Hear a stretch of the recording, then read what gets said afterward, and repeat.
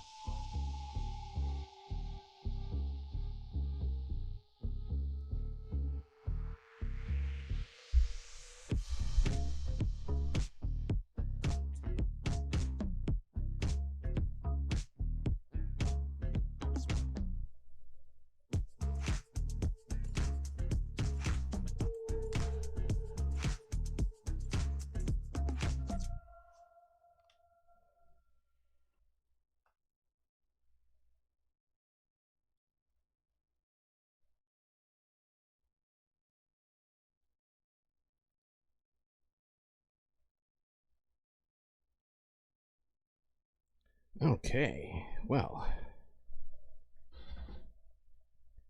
looks like it's time.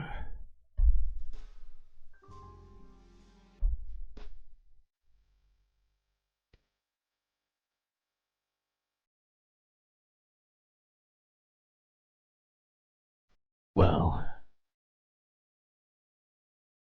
I suppose it's time for another Doom Report.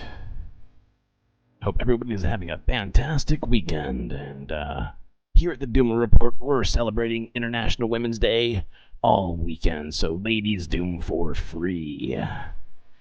Got a whole bunch of Doom to look at here today, so brace yourselves. Gonna get right to it.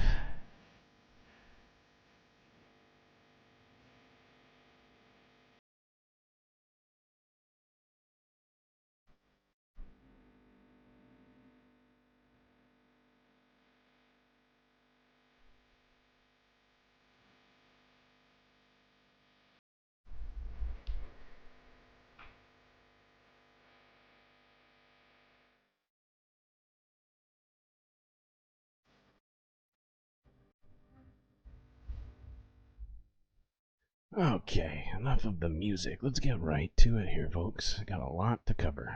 Whole lot to cover. It's a bold strategy, Cotton. Let's see if it pays off for him. Okay. I have everything open that I need to have open. Let me make sure. Good old ADD coming in handy. Coming in hot. Oh, I gotta change this. How do I do that? Wait, cut this off. Blam. That's how we do that. Okay. Perfect. And all my samples are working? Let's see. I feel like I'm taking crazy pills! That's good. Don't be creepy. Fantastic. Alright. Let's do it. As usual, we're going to be starting with America. Holy cow, chat is on fire. Good to see all of you. Good God. Not even sure I can keep up here, but I'm seeing some new faces in chat. Also some old faces. Mo and Not Be a Cat, of course. My beautiful mods, Soul Life, my not so beautiful mod. Just kidding, Soul Life, love you. Wireless Mike, Donald James X, Bob Treesh, Mars Falcon, Pinker Bell, FG. If I've missed you, it's not out of lack of love, but merely just lack of time. All right, down to it. We're going to start off talking a little bit about social media, but also as it is juxtaposed to workers' rights, among other things that we've been talking about recently. So let's start with this video from Breakthrough News. We're not going to watch the whole thing. This was a fundraiser of theirs discussing something they're labeling Google's dirty tactics. YouTube music workers won't be muted. And if you're not already, go subscribe to Breakthrough News. They are a great channel. Okay, here we are. Oops, I've lost my body. Oh, this is a disaster. I need a body. How am I supposed to do this without a body? There we go. Very happy to be joined by Sam Regan, who's a worker organizer at the Alphabet Workers Union, CWA. Sam, thanks so much for being with us. Yeah, my pleasure. Hi. You know, it's our pleasure to have you here. And I mean, tell us a little bit about what happened in Austin. I mean, I know there was a lot of people probably saw the video of, folks from the Alphabet Workers Union getting fired while trying to actually, argue for their rights in front of the Austin City Council. Sort of an amazing situation, and I mean amazing in the worst possible way. Explain a little bit what took place.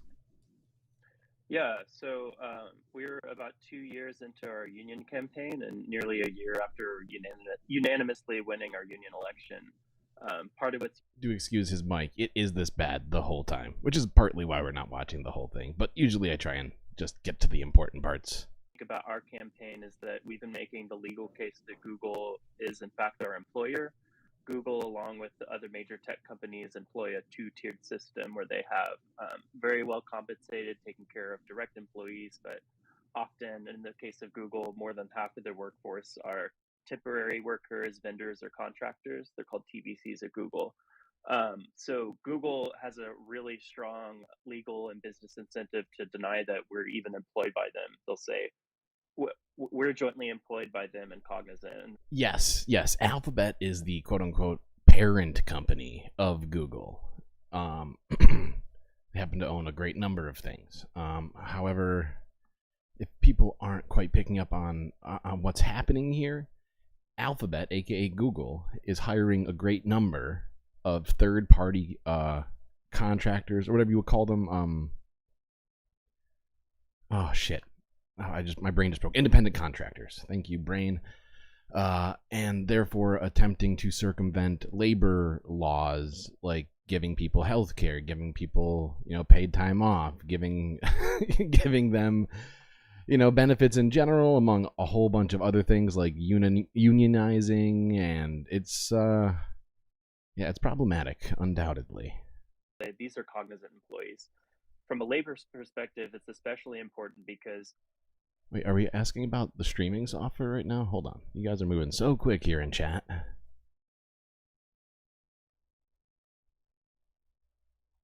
Oh, I see. People are asking what you can do questions, of course.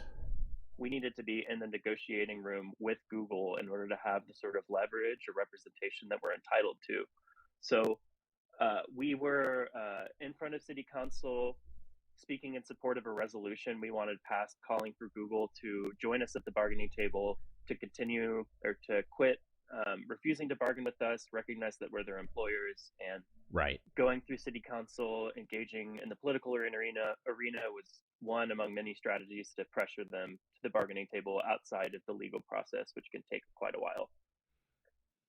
Okay, yeah, that was really all I wanted from this. The rest of it is more of the same, and we've got a ton to cover today, so we're gonna push forward. Next video is gonna be, this is from 15 hours ago at Dawn News English. Google fires employee over pro-Palestine protest at Israel tech event.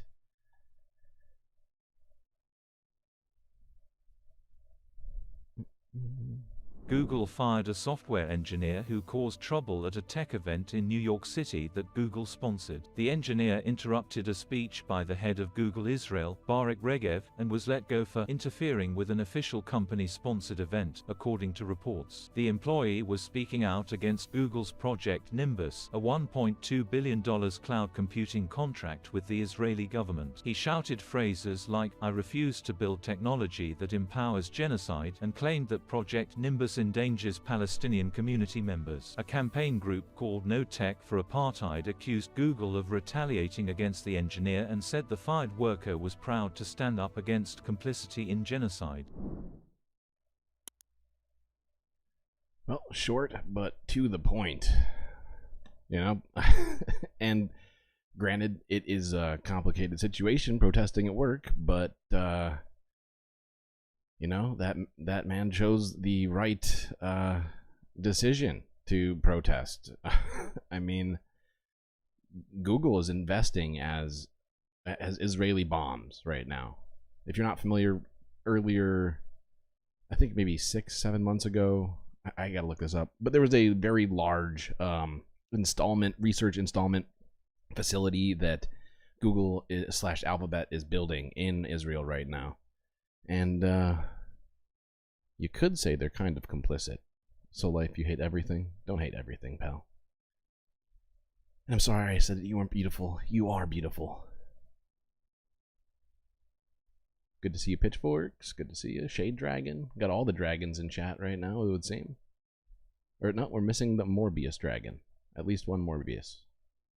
So many leftist dragons out there. Okay, what is the next thing to watch? Sticking with social media, but on a different sort of wavelength. This is an Associated Press article entitled "NYPD is using social media to target critics." This should be fun for everybody, so wrap up.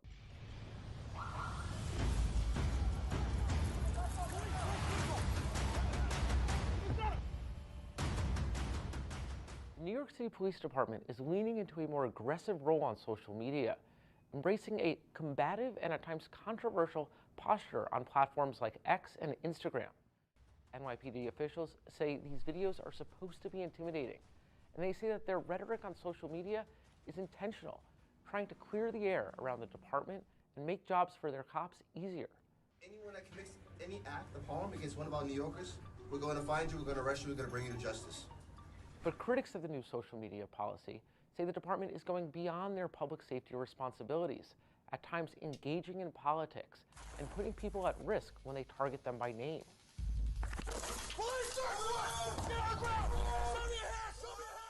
Last week, NYPD Chief of Patrol John Chell went after a state Supreme Court judge, using her name in a post that accused her of letting a predator free. The post racked up hundreds of comments. It later came out that Chell had misidentified the judge in the post. He apologized, but the NYPD defended his right to go after the judiciary. Later this year, they'll release new episodes of the long-form YouTube program documenting their exploits, essentially their own version of the long-running TV series Cops. We've asked the NYPD how much they're spending on all this. They declined to comment. No kidding. No kidding, because the police officers keep crying about being defunded left and right constantly, but they have enough money to pull this all together, so weird, super weird. It's a bold strategy, Cotton. Let's see if it pays off for him. Okay, next video. Staying in America still, haven't left. This is a video from a day ago, also from the AP, entitled "Biden Won't Commit to Debating Trump, but Says He Would Still Sign a TikTok Ban." Mr. President, will you commit to a debate with former President Trump? It depends on his behavior. Do you regret using the word illegal to describe immigrants last night, sir? Well, I don't. You probably should. It was pretty inflammatory. It was technically not supposed to be here. Oh, is the video volume is quiet? Sorry, I have it turned down slightly on my streaming software. Let's see if that's better. Thank you for the heads up. 1 in chat if this is better. Why does Mr. Netanyahu need a come to Jesus meeting? What are you hoping to achieve? I didn't say that in the speech. After this What about after this speech? You guys eavesdropping on things. But does that show your level of frustration with him on humanitarian aid? Does he need to be doing more? Yes, he does. See Senator Britt's rebuttal, sir? I just saw a little bit on television. What do you think? I thought she's a very talented woman. I didn't quite understand the connection she was making. Mr. President, do you still support banning TikTok? Would you sign that bill? If they pass it, I'll sign it. Mr. President, who is going to provide security for the port you're planning to build to offer aid to Gaza? The Is Israelis. it going to be the idea? Okay. Are you Thanks, concerned that Trump's Thanks, everyone. I gotta go. Thanks, everyone. It's the Israelis? Okay, so it's their responsibility, but we're not going to hold them to account. The tone is all off. None of it makes sense to me on that whole situation. And then having to put rules down for debating Trump. I mean, he's starting to sound like Trump in that regard, if I'm being honest. He's the one who refused to debate. We can't let this go on. We need to have at least the debates. If we're not going to have real primaries, for the love of God, give us a debate. That is ridiculous. Okay, I see a lot of ones in chat, aside from Soleil saying he hears no difference. The Jurassic Park theme song is going to radicalize you? How is that possible? I feel like I'm missing a reference in here somewhere because I'm confused. Very confused. Very confused. Gotta say. I feel like I'm taking crazy pills! Okay, what's next? Oh, this is from 17 hours ago. Wow, 3 AP videos in a row? It's like I'm not even trying. Good God. Okay, this one's entitled U.S. President Biden on possibility of Gaza ceasefire by Ramadan. Quote unquote, it's looking tough. Oh, wow. Oh, wow. Okay.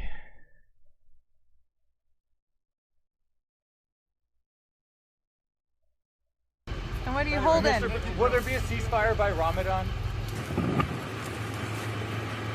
It's looking tough, but Are you concerned about violence in East Jerusalem without one? It's such a non-answer. It's looking tough. And then he raises like a half-raised finger and says nothing. What the fuck, dude? I really do feel like I've lost it. I got boxes full of Pepe! sure am. All right, thank you for asking. Pause. Thank you. Why are you getting ahead of me over here? Jeez. Gotta give me some time. Alright.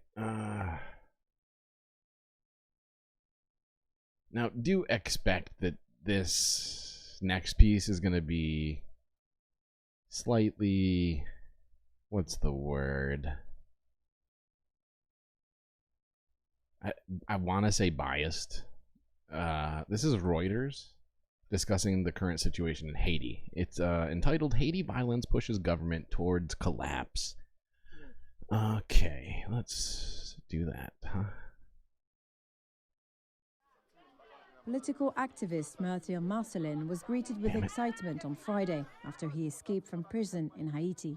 The country entered a state of emergency last Sunday after fighting escalated and armed gangs broke inmates out of prison. He says he was kidnapped by the government of Prime Minister Ariel Henry.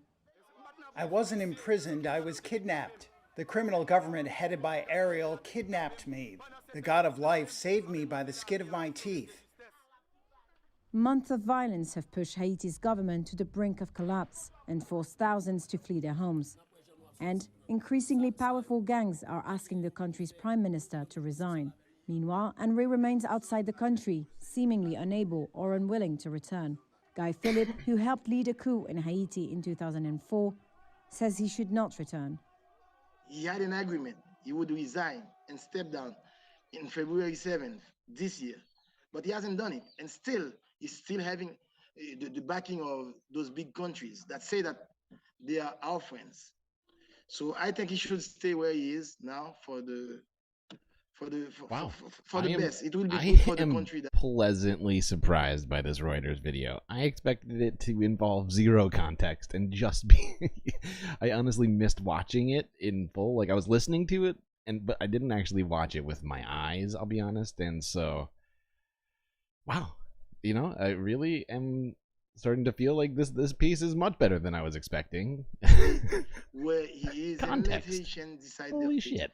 Philip, who was deported from the US to Haiti in November after serving 6 years of a prison sentence for money laundering derived from drug trafficking. Since his return to Haiti, he traveled the country, rallying support and calling for the government to step down.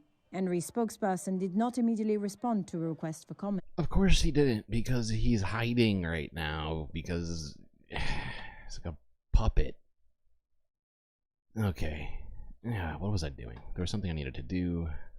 Oh, yes. Give me 1 second, chat. Need to grab another drink.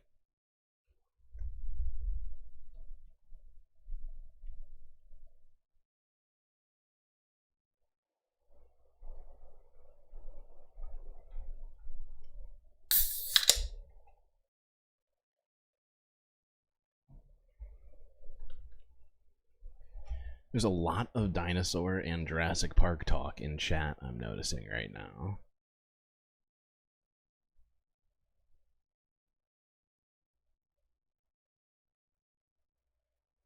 And honestly, it's making me want to listen to the song just for context of the situation, but it is almost a guaranteed copyright strike. Alright, what's the, oh shit, no, I got it wrong. Go back here. Okay. Next video.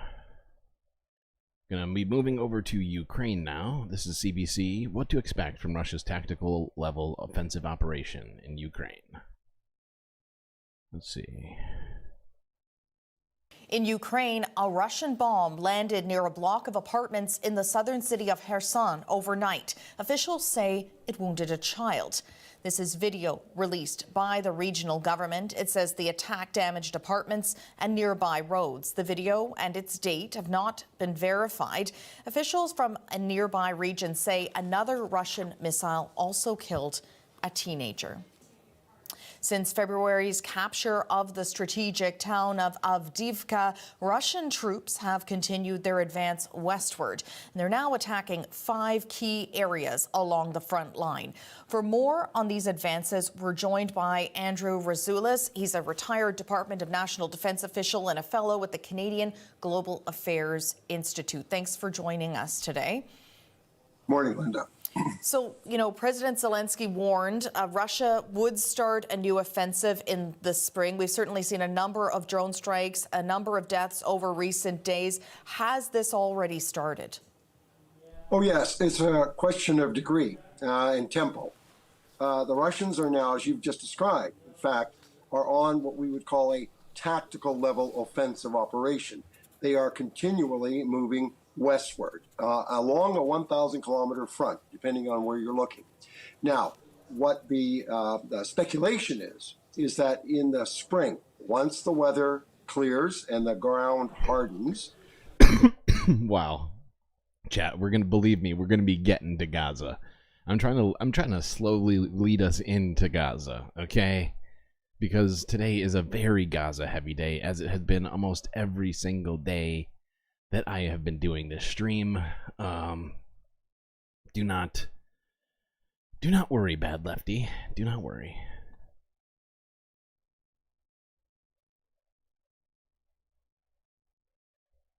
Russians are preparing a larger scale attack, like an operational level, to break through the Ukrainian line at some point. And again, speculation. It could be in the northern part of the front, around the city of Kharkiv. The Russians took Kharkiv in 2022 and were pushed back. It's in their strategic plan to try and retake it. And that may be, in fact, what they're going for, but there's no way of knowing that for sure, of course. Is there something that Ukraine should be doing or thinking about right now in order to hold its ground that they haven't already tried?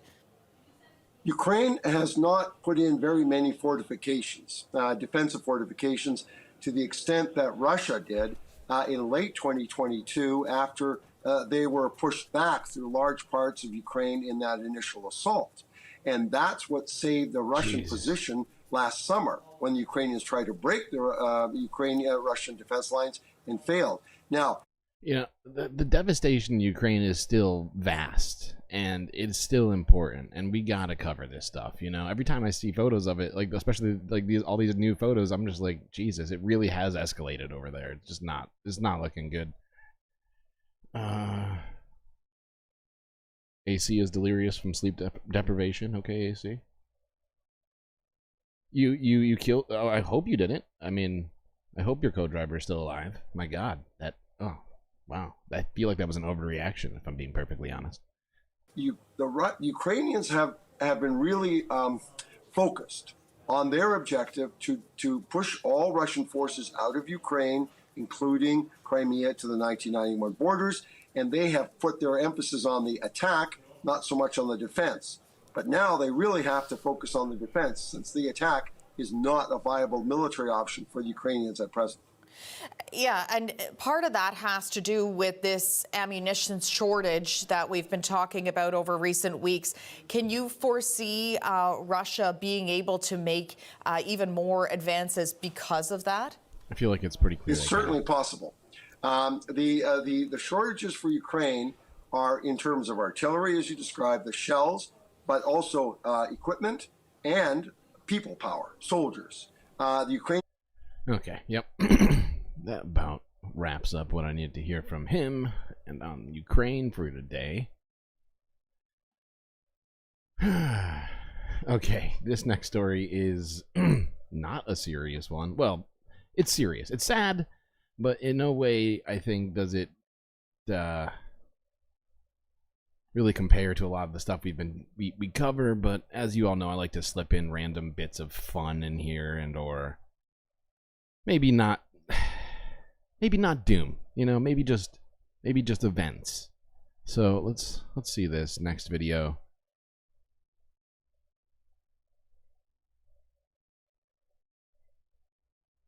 The creator of Dragon Ball, one of the most influential and best-selling Japanese comics, has died at the age of 68. Akira Toriyama was 68. An official statement said he'd suffered a blood clot on the brain. Dragon Ball was first serialized 40 years ago. It became a huge hit worldwide, spawning cartoons, films and video games. The series features a boy who collects magical balls containing dragons to defend the world from evil enemies. The studio said he was working on several projects when he died. Well, for more on this, let's speak. It's very sad. Very sad. No, you're right. It's not fun. It's sad. But at least thinking about Dragon Ball is fun, right? At least for me personally, okay? Thinking about it is fun. I don't know who else here in chat is a DBZ fan in any way, but me, I got a special place in my heart for that show. You're right, it's not fun. It's sad. Somebody died, but it's more, I feel like somehow that is more fun than most of what we do here. You try and prove that wrong, okay? And then get back to me.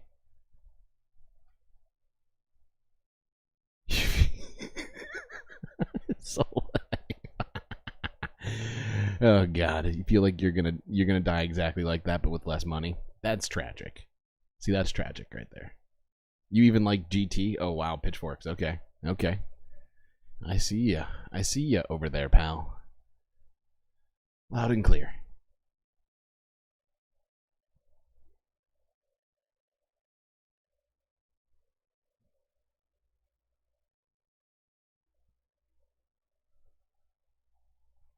So this is an interesting sort of story relating to current events, but in pop culture, actually. This is a piece from Reuters entitled A-Bomb Survivor Hopes Oppenheimer Stokes Debate in Japan. As it turns out, Oppenheimer has not yet been released in Japan. It won't be released for another 3 weeks, I believe, something like that. And yeah, let's look at this real quick. Teruko Yahata was 8 years old when the first atomic bomb leveled swaths of Hiroshima. Now 86, the Japanese survivors eager to be among the first to see Oppenheimer. Japan was initially left out of the plans for worldwide screening of the biopic about the bomb pioneer. I wonder if Japan is the last country because, but even in a, they are moving fast. That is fast. That is hard to keep up with. Hold on, Jack. Go back further. I wonder if Japan is the last country because it suffered the atomic bombings. It's a great point. But even in a country that suffered the atomic bombings, we need to know the truth. We need to know the truth no matter how painful it is. And make use of it for the future. I think this is important.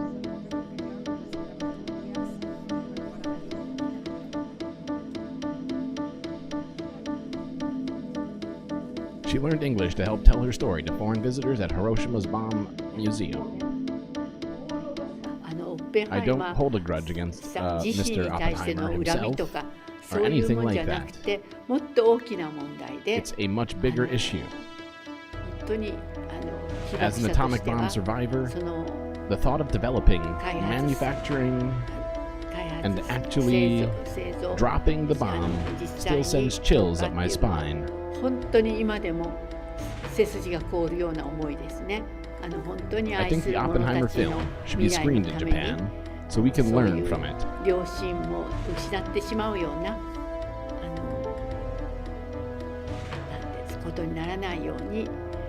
And not lose that awareness that we need to preserve a future for our loved ones. Okay. I just realized I was on the wrong screen that whole time, and I was literally in the middle of it. You know, I'm not perfect, chat. You know, mistakes get made here on the reg. Okay. We're just gonna move forward. Do I keep edging you? Yeah, I'm gonna have to edge you for a little bit more. We are going to check in with Nigeria now, where 300 school children were recently abducted by Boko Haram. I think that's how you say it. And this is a BBC article about 28 who escaped. In Nigeria, the hunt for nearly 300 school children abducted by gunmen goes on. But the governor of Kaduna State has told the BBC that at least 28 of those children have escaped their captors. The Nigerian army is leading the search for the children who were abducted from the northwest town of Kuriga in Kaduna State. Reports say students between the ages of 8 and 15 were taken, along with a teacher. The abductions have been blamed on Ansaru, a breakaway faction of the militant Islamist group Boko Haram. Victims of kidnappings usually pay a ransom to secure their freedom. A controversial law, though, passed in 2022 made it a crime to make ransom payments with a potential jail sentence of at least 15 years. But many victims feel they have no choice but to pay. Our West Africa correspondent Mayeni Jones updated me on this story from Maiduguri. Yeah, the military is currently running a rescue operation in Kaduna State, but also in the neighboring states of Katsina and Zamfara, which are all kidnapping hotspots here in northern Nigeria. They're working alongside the police and local vigilante groups. Some of the students' parents have also joined the search. They're going to local communities trying to find out if anybody's seen anything at all. And what are the families of those missing children saying? They're incredibly distressed. The governor of the state, Ubasani, visited the school the day the kidnapping happened on Thursday. A number of them spoke to him. He said that they felt abandoned, that there wasn't enough security in the community, and they pleaded with him to help find their children. This has become a huge national and international story. The president here, Bola Ahmed Tinubu, released a statement yesterday saying he'd do everything possible to return the children. Every single one had to be returned. He said anything less than that wouldn't be acceptable to him. And the U.S. Secretary of State, Antony Blinken, also released a statement late last night condemning the abductions and saying that the children should be released as soon as possible. And Mayeni, what more is known about the 28 children who managed to escape? Not very much, unfortunately. The governor spoke to the BBC yesterday. All he would say is that 28 children were released. He wouldn't give any more details. He said that's because he didn't want to jeopardize the ongoing rescue operation. But the 28 students who've come out, their parents would be absolutely delighted to see them, particularly because this is an area of the country that's very remote. We believe they've been taken into nearby forests that are very dense. They wouldn't have very much in terms of water or food to kind of eat with, and so the conditions these children are in are really a cause for concern for their parents. Okay, and just in case you're not aware, although I feel like everybody here is probably to some degree aware who Boko Haram is, they are a group in Nigeria mostly, but also in Cameroon and Chad, from what I'm aware of. Yeah, I mean, they're basically all about ethnic cleansing, and this Nigeria situation is a fucking travesty. Good God. When will we stop the shenanigans? Oh, AC going to bed. Good night, AC. Good to see you. Good to see you.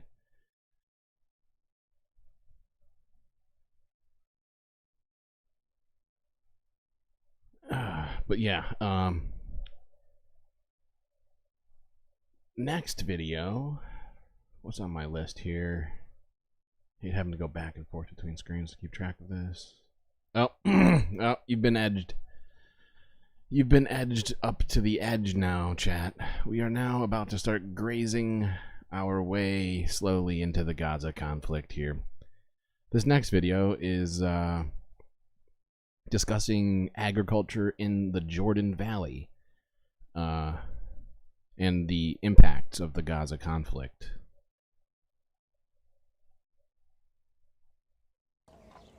Obada Aburaya is up before the sun to work on his father's farm near Jericho. They grow fruit, vegetables and wheat to sell to wholesalers who mostly come from Hebron. The economic aftermath of the October 7th attacks has affected the entire supply chain. The situation has changed. It has become so difficult to sell our produce. Our customers don't have money to spend. Zaid Taraweh's income relies on his being able to travel seamlessly between the farm in the Jordan Valley and the buyers in Hebron. Long delays at security checkpoints mean his produce sometimes goes rotten before he can get it to market. A journey that used to take us 90 minutes now takes around 3 hours. The long journey affects the quality. All right, so if you heard that, he's saying that it takes double the amount of time to just get over to Hebron. Of our vegetables. On bad days, we can spend 3 hours just getting through the checkpoint. Before, we would usually be waved through. These suppliers have come to the Jericho market from various Palestinian towns and cities. They know what their customers' budgets are, and so they'll be leaving empty-handed. The Palestinian economy is small and heavily influenced by political events.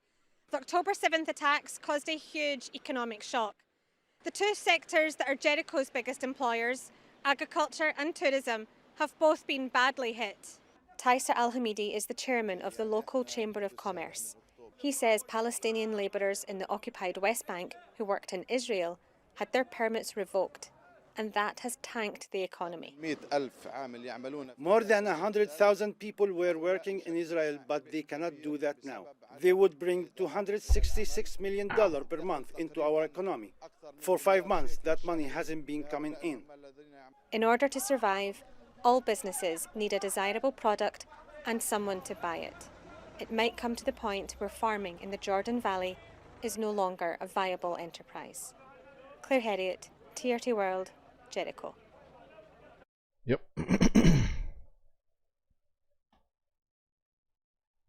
Just another tragedy happening in the exact same spot. Good God. I don't even know what I have to say about that. Like, it just, you know? We know that the blocks into Israel and into Palestine have been essentially absolute, right? It's either double guarded, like in terms of like the Egypt border, if I'm not mistaken, by both Egypt and Israel. I mean, I could be wrong, or at least part of it is. And then yeah, in this situation, this is over in in the West Bank. And they still control whatever goes in and out of there as well, essentially. And it is causing chaos. This next video is regarding the situation, the current fighting going on between the Houthis and Western forces. This is a Reuters video entitled US, UK, French military shoot down Houthi drones. UK Defence Minister Grant Shapps handed out this footage Saturday, which he said shows a Royal Navy warship shooting down a Houthi drone over the Red Sea. It was one of more than 30 drones that British, US, and French forces said they downed overnight and on Saturday. Yemen's Iran-aligned Houthis targeted bulk carrier Propel Fortune and U.S. destroyers in the region. The Houthis have been attacking ships in the Red Sea and the Gulf of Aden since November, in what they say is a campaign of solidarity with Palestinians during Israel's war against Hamas in Gaza. The group's military spokesman, Yahya Saraya, said in a televised speech on Saturday, it carried out 2 specific military operations in this latest attack, which achieved their goals. The first operation targeted the American ship Propel Fortune in the Gulf of Aden with a number of suitable naval missiles, while the second operation targeted a number of American war destroyers at the Red Sea and the Gulf of Aden with 37 drones. The U.S. military said no U.S. or coalition Navy vessels were damaged in the... Remember when people were saying stuff like, oh, we need to do whatever we can to avoid having this conflict spill out into the rest of the Middle East, or something to that effect? I feel like this is that. Maybe we should do something to stop the genocide that people are so angry about. Just me thinking out loud. It's a bold strategy, Cotton. Let's see if it pays off for them. And there were also no reports by commercial ships of damage. That wasn't the case Wednesday when the U.S. military said a Houthi missile attack on a Red Sea merchant ship left several people dead in the first fatalities reported since the Houthis began these strikes. The Houthi military spokesperson said the group will continue the attacks until the aggression... Bad Lefty, this man is always shouting. He does seem to be only shouting. One tone. One tone. And while I certainly have plenty of criticisms for things that the Houthis have done over the past, like, it's real hard to criticize them when they are they're claiming to be stopping, or at least attempting to stop, a genocide. We'll talk when the genocide's done happening.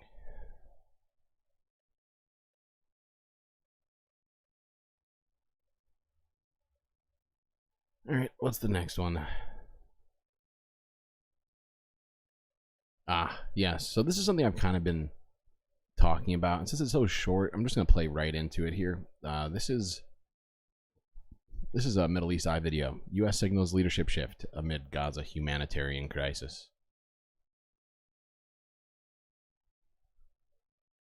في القوات المسلحة اليمنية بعون الله تعالى عمليتين عسكريتين نوعيتين. Wait, I thought, for whatever reason, I thought this video was different. Me chat. This is the exact same thing that we just watched, and there's just a duplicate with a completely different title. They jebaited me. I just got jebaited. Live jebaiting, chat. So sorry. My God, look at it. Okay, well, I could have sworn that this was a different video. Oh, wait. No, it just replayed the same video. No, I debated myself, chat. I debated myself. Never mind. The Guardian front page, which you put up, there's a quote from a senior U.S. official, you know, as they are described. We're not waiting on the Israelis anymore. This is a moment for American leadership. There is a tone of impatience. And if you compare it to the beginning of all of this after October the 7th, where you had to really delve deep for hints of what Americans were thinking privately. You know, Biden said at the beginning, don't make the mistakes we did in Iraq. Now, that was quite a coded message. Here they're saying, right, we've had enough, we've waited long enough, we're going to sort out this aid issue. Now, it's going to be complicated, it's not going to be done immediately, it's going to take some time. And some will say not before time, given the hell that Gaza has become. But it is the tonal way this is being presented, I think, is showing more overt impatience. Now, I think I agree with this individual's assessment of the situation. I would probably go like another step further, or at least suggest that the U.S.'s policy has been entirely tonal, right? They have changed absolutely nothing about their relationship with Israel and have merely just said words that meant nothing. Took zero actions to actually attempt to stop or avert the humanitarian catastrophe on the ground, to, leverage one or another things. And speaking of leverage, this next video is an Al Jazeera video entitled "Biden Has the Leverage to Force Netanyahu's Hand in Gaza." See what I did there, chat? Let's get more on this with Marwan Bashar, Al Jazeera senior political analyst. He joins us from London. Thank you for your time today, Marwan. So Biden's comment, "come to Jesus" remark, it appears to indicate Biden's frustration with Israel. But what is slightly more confusing is, given the enormous leverage the U.S. has over Israel, why the Israelis don't seem to be listening, unless the U.S. are not actually using that leverage. Well, yes, absolutely. I mean, this whole thing is becoming so comical. If it wasn't also tragic. Oh my God, no, AC. That is absolutely not what I said. Melvin Nohip is correct. There is a very important and distinct difference between the two, and I urge you to look them up. Oh, that one actually got me. That was kind of funny. No. Good God, no. I would never say anything like that in a non-ironical fashion. Write that down. Definitely, the relationship between Biden and Netanyahu is so absurd. In fact, I would go one step further. I wouldn't even say that in an ironical fashion. I thought about it for literally 1.5 seconds and said, "No, I can go further than that." President that just committed more than $14 billion to Israel, in addition to some $40 billion in aid to a country that is, rather doing well in general, but is kind of squeezed now. There's at least so much economic and financial leverage that Washington can use against Israel. Exactly. Oh, vape went down the goddamn. Oh, that was uncomfortable. Oh, vaping is dangerous, kids. Do not do it. Okay. But yeah, this is what I feel like I've been saying over and over again.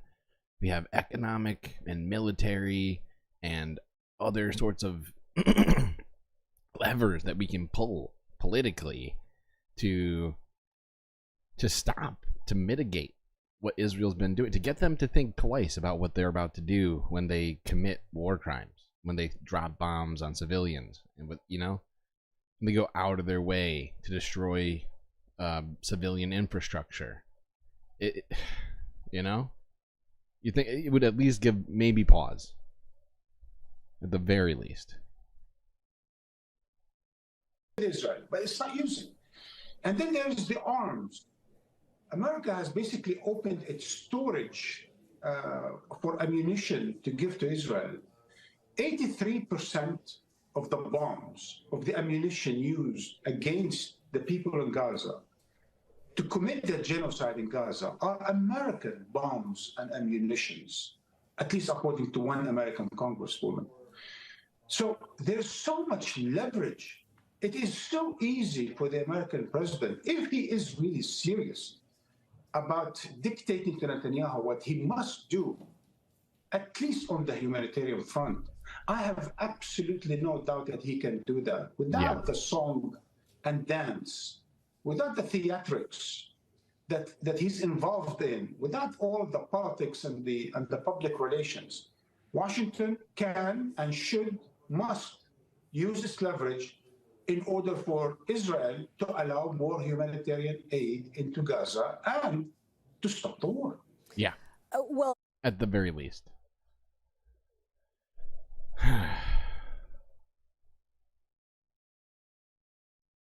What's the 83% about? I don't understand the figure. Assume it's referential to something. No, don't listen to Bad Lefty. Smoking is not cool. It's bad. It's bad for you. I love how I'm making these like public service announcements to everybody. Linking to this whole aid situation. Even though technically I think I have all of these streams set up at 18 plus. Okay.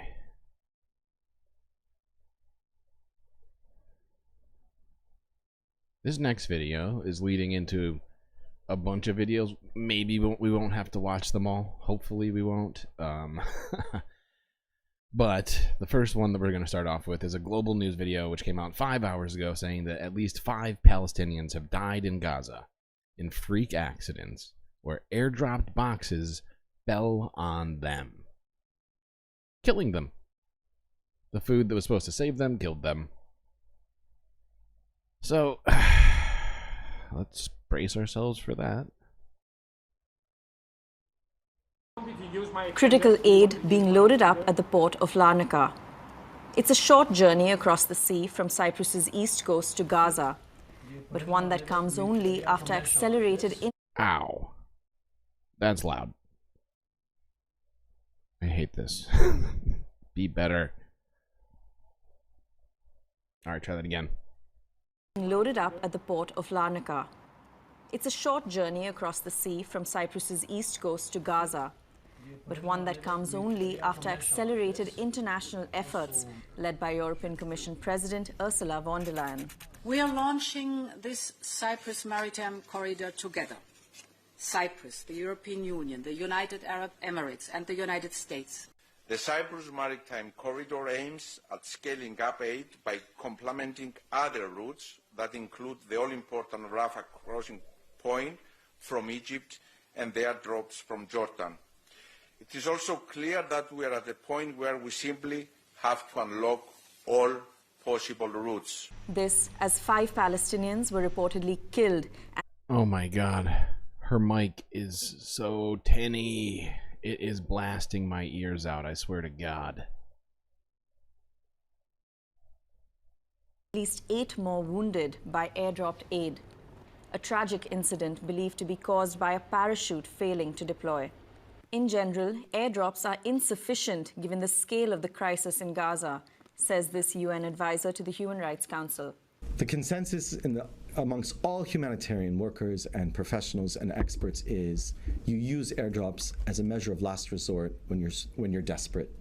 It is incredibly expensive and ineffective. The UN says a quarter of Gaza's 2.3 million population is on the brink of famine, with children already starving to death. Will there be a ceasefire by Ramadan? Okay, we already saw that. So, yeah. And here's my immediate criticism of that. I feel like this humanitarian corridor that they're creating through the ocean essentially excuse me, I'm too close to my mic. It presupposes the necessity of such a thing because they believe that the war will continue on for months into the future. Is that really how we're gonna go forward? It's crazy. It is crazy. 3 planes equals 1 truckload. Right. Absolutely. And I would point out that, like, for instance, at ports, you know, at ports they have these things called cranes, right? They have cranes that take the cargo off the ship and they put it onto a truck. That's right, chat. You're very smart. They put it onto a truck and then they drive it somewhere. So, you know how there's like 2,000 trucks outside the border right now that we could be letting in, or Israel could be letting in? Those would probably be a lot more sufficient. Is the GNN Knight character, am I Galactic Streamlord based upon or some sort of a thing? I am the Galactic Streamlord based upon myself. But in all seriousness, I do feel like this character is sort of a smash up between Lord Buckethead and like the Black Knight from Monty Python and you know, some other things I pulled from. Okay, what am I? Where am I? Yes. Oh, this is speaking of all of that situation, here is an Al Jazeera video entitled "Maritime Corridor is a Logistical Nightmare." Let's see what this is about. Foreign Secretary Lord Cameron has announced that the US, UK and partners will open a maritime corridor to deliver aid directly to Gaza. But he said that he would continue to urge Israel to allow more trucks into Gaza. But one thing I don't think I've mentioned at all on any streams is that this is an actual photo of me. Yeah, right? Like, this is me with a head, with a helmet that I made with my hands and then put on my head. The fastest way to get aid to those who need it. His full tweet says people in Gaza are in desperate humanitarian need. Alongside the US, the UK and partners, we have announced we will open a maritime corridor to deliver aid directly to Gaza. He goes on to say, we continue to urge Israel to allow more trucks into Gaza as the fastest way to get aid. I would like to point out to Bad Lefty that there are no pigs on the space station. To those who need it. This comes as the EU Commissioning Chief, Ursula von der Leyen, is set to make a statement this hour, and she is visiting Cyprus for the launch of that humanitarian sea corridor. Now, this was all announced as part of President Biden's State of the Union address last night. He confirmed that he has ordered the UK military to build a temporary pier off the coast of Gaza. Now, he said it would ensure a massive increase in aid for Palestinians. Now, that aid is likely to go through Cyprus. So the details we still don't have in full, but we are expecting some sort of port to be built into Gaza, and that will be... My ADD just went full, just full crazy. Just looking at all your chats. So much stuff you people are writing in here. Pitchforks needs a cigarette, a beer. Not that it's cool if you're a square. I'm all for that. I'm all for that. Fed into Gaza from Cyprus. So that is what we are looking at the moment. But we've had confirmation that the UK is going to be part of that operation that President Biden announced. Also, that we expect the EU to be part of that because the EU's Ursula von der Leyen is visiting Cyprus a little bit later to talk about that humanitarian corridor that we expect to go from Cyprus. It will then go to this port that the US are building off Gaza. Now, in his State of the Union speech overnight, President Biden... Wait, hold the fucking phone. What is happening here? Is this out of order? Oh. Wait, yeah, it's out of order. How did that happen? I just realized I'm watching a completely different... I feel like that totally threw me the fuck off just now. Not even what I want. I mean, this is about the exact same thing that I was saying, but it's not the same video. Good God. Wait, what are we talking about? Blackwater? But they rebranded? Yeah, well, there's like, at this point, I think there's dozens and maybe hundreds of those sorts of organizations now that are splintered off from that, or from people that used to work for Blackwater or other similar organizations. And you blame the Brits? What do you blame the Brits for, Bad Lefty? All of it? Hold on. I gotta switch this. This is all out of order. This is my bad. And honestly, fuck this BBC video. We've seen enough of this video. We're moving on.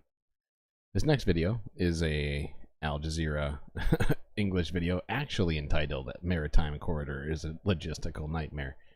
Let's try this. Actually, no. This next one... Wait, is it? It is. It says it is. Is it right? It is. Well, Imran Khan joins me now from Larnaca in Cyprus. Imran, just help me out a little bit with the timelines here. We're talking about the US pier taking 2 months to build, yet there's a ship more or less ready to leave, weather permitting. We're also saying there are no logistical distribution. Oh, I see what you're saying. I see what you're saying now, Pitchfork. You're saying that it's going to be like, yeah, it's going to be like Blackwater who goes and builds this bridge, not quote-unquote boots on the ground. It's just going to be civilian mercenaries paid with U.S. tax dollars. It's like subcontracting, right? It's like Alphabet and Google, like we were talking about them earlier. You know, we're just going to subcontract it. It's not really us. You can't say it's us. It's somebody else, technically. Arrangements in place for this aid when it gets there. So what are the sort of short-term expectations for the ship that's sitting in port behind you? Well, there's two things, like you say, that are going on here. There's this idea that the US are going to take 2 months to be able to build this floating causeway, which my colleaague Mike Hanna was reporting on. That's a longer term. You know, I think you're right. I think he did say that Israel was going to be building the port, but I highly doubt that. And I feel like the ramifications of that would be seriously bad, because forever into the future, Israel would try to say that that's their port now. I feel like that would just probably be bad. Solution that's been met with incredible amounts of cynicism for the Palestinians. Mainly people saying, well, if it's going to take 2 months, does that mean this war is going to continue for another 2 months? Forget about even having a ceasefire. Let me just show you the logistics of where I am. That's the port behind me. Behind that crane over there, which Nick, the cameraman, is about to zoom into, is where the ship is. That ship was supposed to leave at 8 p.m. Friday evening, hasn't left yet. That was because of bad weather. They are hoping it's going to leave today. It has a floating jetty that's effectively on the back of the boat. That's how they're going to get the aid off the boat, onto smaller boats, and then onto the coast of Gaza, where it will be driven. Who actually does all of that? Who actually gets it from the boat to the distribution centres? That's unclear. It's all great Where questions. It's going to land, that's also It's a unclear. logistical nightmare. We're hearing now Literally. from people, political analysts, and people talking on local media here that this is going to happen some point in the next few hours. That boat will actually leave, but it's where it gets to and how long that's going to take. It's an 18-hour journey. That is all still. We're simply not being told what's going to happen. Get there, and mostly because it just feels like somebody came up with it on the fly. You know, they were like, "How can we do nothing?" Like someone just posed the question, like it's a brainstorming session. They were like, "All right, how can we do nothing but make it look like we're doing something?" Somebody just raised their hand, was like, "Oh, I know, we could create an aid corridor rather than letting the trucks in. It'll look really helpful, but it'll just be a bunch of wasteful, sort of time-sucky garbage." Yeah. What am I going to do with these kids? I don't want reality. Thank you, Mark Mullins. Okay. This next video is going to be kind of reiterating a bunch of the stuff I've just said, but from someone smarter. This is Al Jazeera again. Aid corridor is just a convenient second choice for Biden. As we all know, the first choice is just to let the trucks in.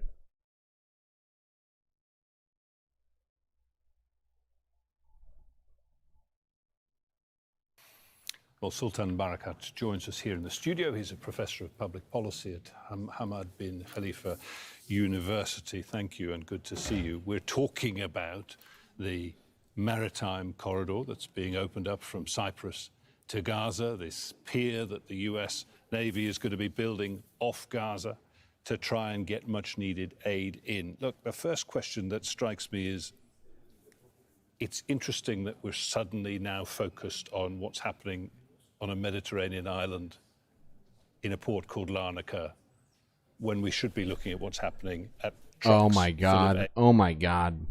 Oh God. All right, Chad, you better start calling me Alex Jones because I've got a real big conspiracy theory for y'all. Big brain conspiracy theory. Check this one out. All right, no more Alex Jones voice. But seriously, I just had this really weird thought, and it's complete conjecture. Okay, just want to make that clear. But you know all those attacks on ships trying to bring military aid and other things to Israel that Houthis have been attacking? Well, my thinking is, what would be a great way to make the Houthis look like garbage, right? Or to get them to completely stop attacking ships approaching that area. Oh, here's an idea. Maybe we just start sending ships full of aid for Palestinians.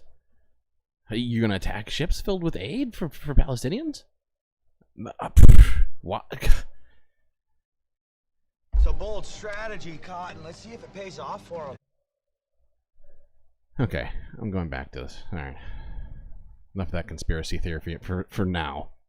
We'll see how it plays out. Blocked at the Egyptian border. Is this, in some sense, a convenient distraction, as has been alleged by the UN and others? Well, I think it is. I think it's one of the main purposes of making this announcement at this particular time.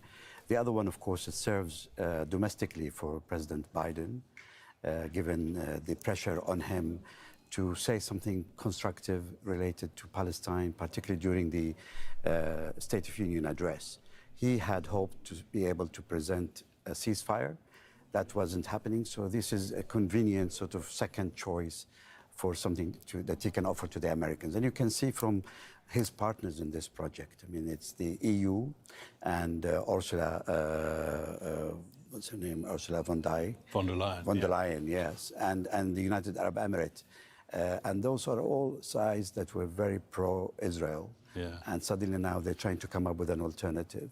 Well, I can certainly see the convenience for all of them to line up behind this plan because, frankly, they've been unable to exercise any other plan. I'm not sure I agree that this is useful for President Biden. I know he made the announcement in the State of the Union address, but in a sense, this is fuel to his critics who are then able to turn around and say, look, the only reason you're doing this is because you weren't able or willing to exercise your influence to get the Israelis to allow aid in through border crossings. It is their legal obligation to provide humanitarian aid, in which they have been failing to do, and the US has done nothing. It's just deliberately looking away from the obvious option and making some convoluted other solution / non-solution. It's just nonsense. And it's wasteful is what it is. Okay? We talk about the climate all the time, and honestly, conflicts create a great deal of like carbon emissions, right? And doing this kind of stuff, the thing is it's redundant, right? It's completely redundant because there's already trucks filled with aid. Why do we need to go and put all this other effort into compiling a bunch more aid? It's already there, waiting. Not that it's an endless supply, but the point is that this is just it's just some sort of cynical kind of ploy is maybe a little, no, it's not. It is. It just feels like a cynical ploy to gain favor and to show people that we're doing something. It's very frustrating. About it. Sure, I think the ideal situation would be to stop the killing. And within the UN circles, they use something called feeding the dead. It's a term that was developed during the Bosnia War in the early 1990s, where you know 100% where the solution is. The solution is in stopping the killing. And in the case of the United States, the supply of weapons, the intelligence, the political cover that he's been providing for Netanyahu, all of this has led to where we are today. So he knows that is the answer. But in his, I think, internal domestic politics, it's not all about actually achieving the right solution.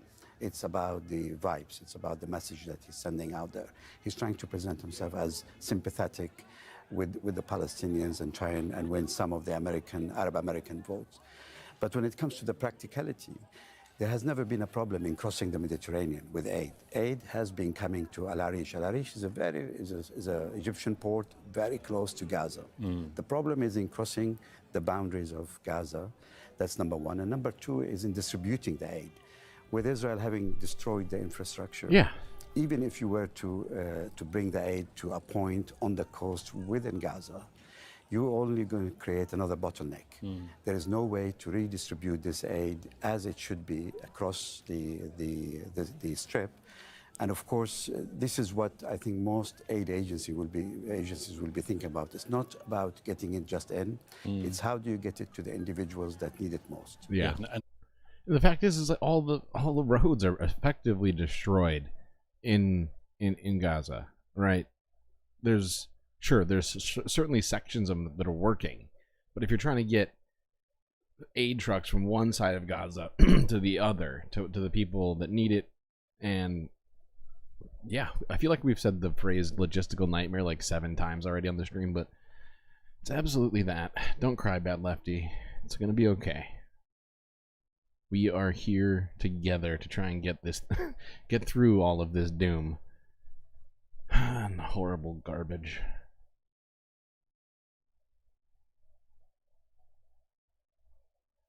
Okay, that's enough of that video. We're gonna push forward. I feel like we definitely covered the aid corridor plenty at this point. I've got a bunch more of those videos still, but I'm going to push past a couple of them just because I do feel like I've probably beat this into the ground. There's no reason to repeat myself too many times here on the same thing. So, hold on. Let me prepare myself first here before I even say what I'm going to do next. What am I doing? No match. No. Due to be launched from Larnaca's water. Al Jazeera's reached out. Okay. Yeah, this is what we're going to start with next. I think everybody else understands those two things. Alright, skipped a few. Feels nice.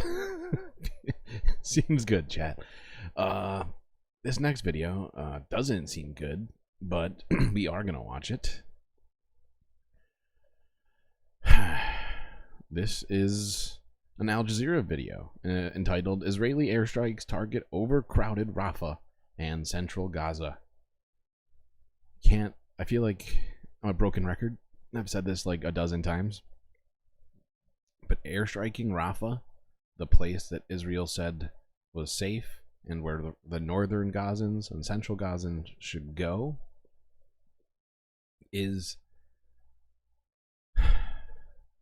I struggle to find the word for it because it's just so heinous. Like, it really strikes me as something deeply wrong.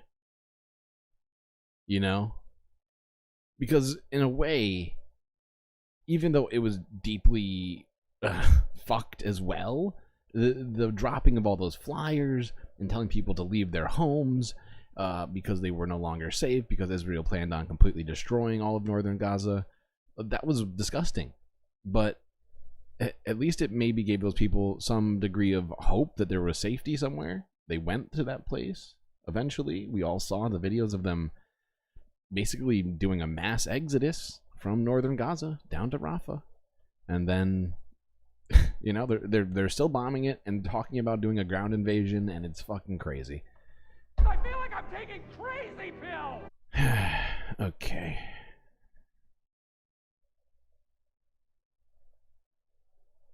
Al Jazeera has reached out to the Israeli army for comment on that video. We haven't received a response yet. Joining us on set is Mohammed Al-Masri. He's a political analyst and professor of media studies at the Doha Institute for Graduate Studies. Thanks very much indeed for being with us.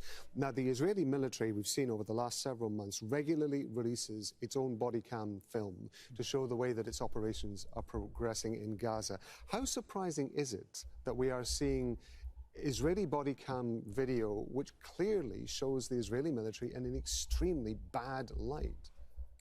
Well, given what we've seen over the last few months, it's not all that surprising because the Israelis have done this repeatedly. Actually, the New York Times did an investigation that they published a few weeks ago. I fucked that up. About 50 of these videos. I thought I was being sly. That's not how you do that. Son of a...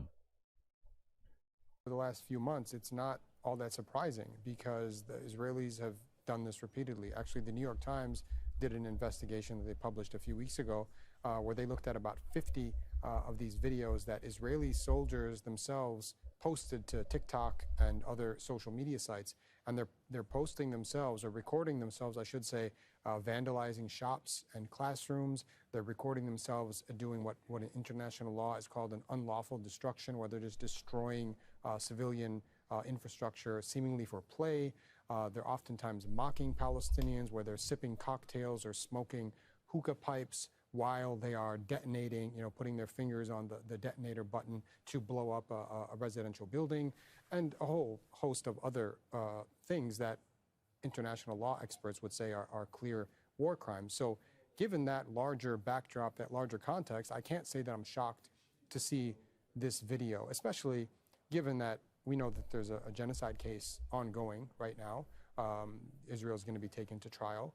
And at that hearing, South Africa presented or cited 6 separate videos. So I imagine that this video will be presented as well going forward. I want to draw your experience. It is insane. It is insane to do that, right?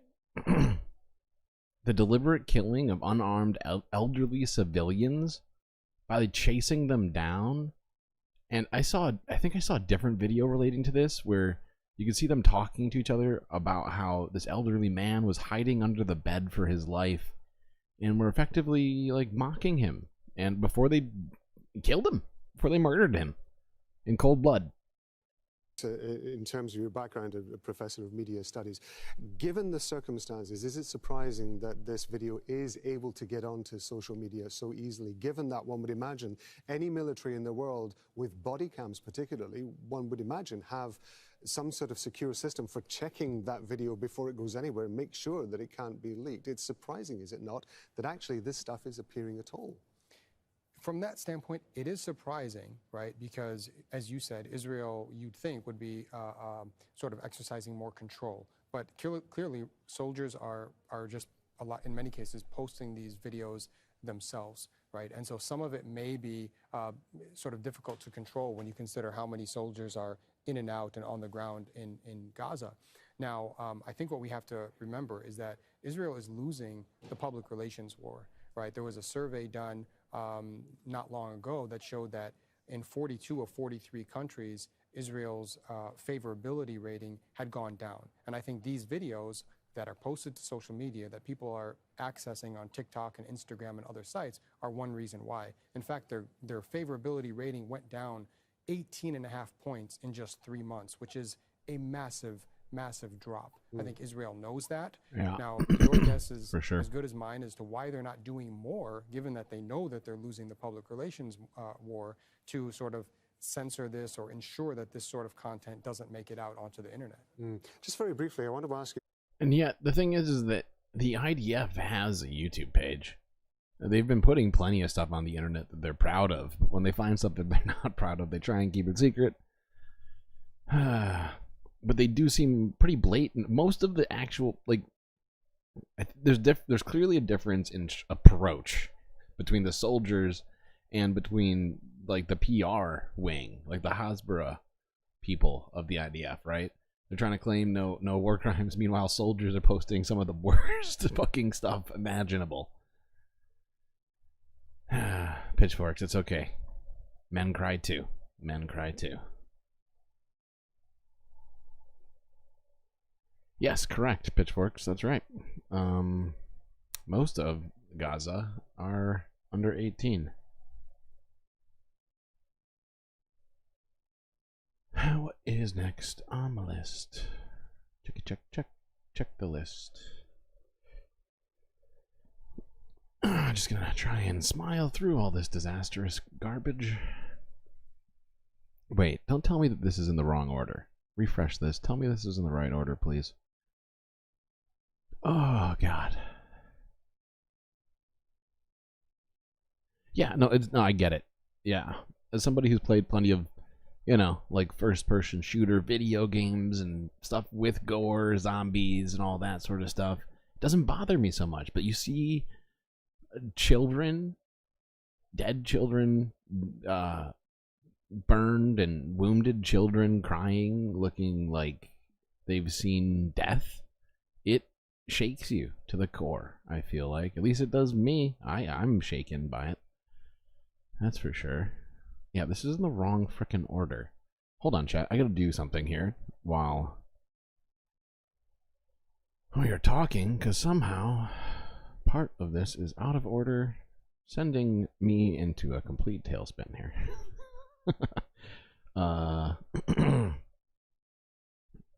Let's try this again.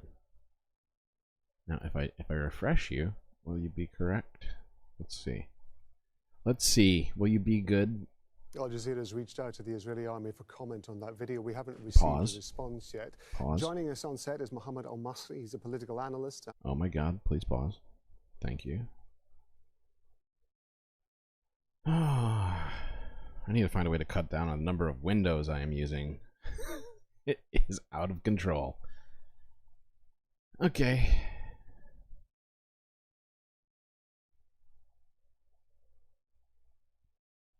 Hani Mahmoud joins us now on the phone from Rafah. And Hani, obviously another busy night in Rafah, another disturbed night in terms of Israeli attacks. Tell us more. Yes, overnight airstrikes across Rafah city and the central area caused further civilian casualties, and those who have been rushed to remaining health facilities either in Rafah city or the central areas, Al-Aqsa Hospital. They are at risk right now of losing their lives, as we're talking about the central area where Al-Aqsa Hospital is, an overwhelmed, exhausted hospital right now with no medical supplies sufficient to intervene and treat people properly here in overcrowded Rafah city. Not only it's causing injuries of large number of people in the overnight attack at the building in central Rafah. Oh God, that statistic is breaking me inside. 23 children died of fucking starvation overnight. 23. Oh, that is crazy. It's 2024, people. Look around wherever you may be right now. I'm sure there's probably food somewhere close enough to you that, you know, you'd be able to eat within the next 5 minutes.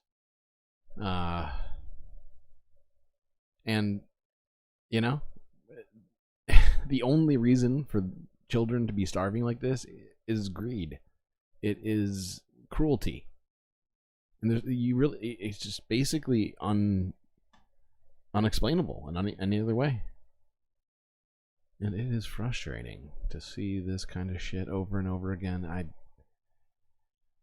stuck between the state of laughing and crying, trying to make sense of it all. City that caused also further internal displacement of people who are at the vicinity of the residential complex that was targeted overnight. But also those who arrived to Najjar Hospital are at risk of not receiving the necessary proper. Good to see you back, Jake. What you can do, my old pal. Starving kids where you can count their bones through their saggy skin. It is repulsive to me. You literally feel guilty eating snacks at 4 a.m.? Yeah, I get that. I absolutely get that. Unfortunately, there's no way to send them anything. There's no way to bring them food, you know? If you were to personally try, first off, you can't fly into Palestine. You'd have to fly into Israel, right? Or an adjoining sort of country, most likely. Unless you want to take a boat there, and then we can talk more. But even then, you would have to essentially get through Israeli troops and other things like that to even, you know, it's not happening. You cannot feed them, unfortunately. So don't feel guilty about feeding yourself. But I do empathize and understand. Medical intervention, given the shortage of medical supplies as well as the insufficient medical staff available right now. We're talking about 5 months straight. We're getting into a 6 months right now where entire medical staff are exhausted of working 24 hours, 7 days a week. At the beginning of this genocide, there were just very, very difficult situations at a medical level right now. We're also seeing, other than the attacks and people, the fact that people are dying of bombs right now, we're seeing children are dying of this enforced starvation and dehydration caused by the acute famine that is spreading in the northern part in Gaza City. 3 more people reported killed, 3 more children, died at the Shifa hospital of dehydration. Do the math, people. 30,878 Palestinians have been killed, and more than 72,402 have been injured since October 7th. That's 103,000. And it's nuts. 103,000 people have been either killed or wounded since October 7th. And yesterday we watched a fucking harrowing video about how there's, what was the number? It was like 17,000 Palestinian children without family at all, just roaming the fucking streets with no one. It is fucking crazy. You know, the levels of privilege you have make you internally grateful but horrified. And we have the technology to be able to feed everyone, but the people with the power to change everything don't give a fuck.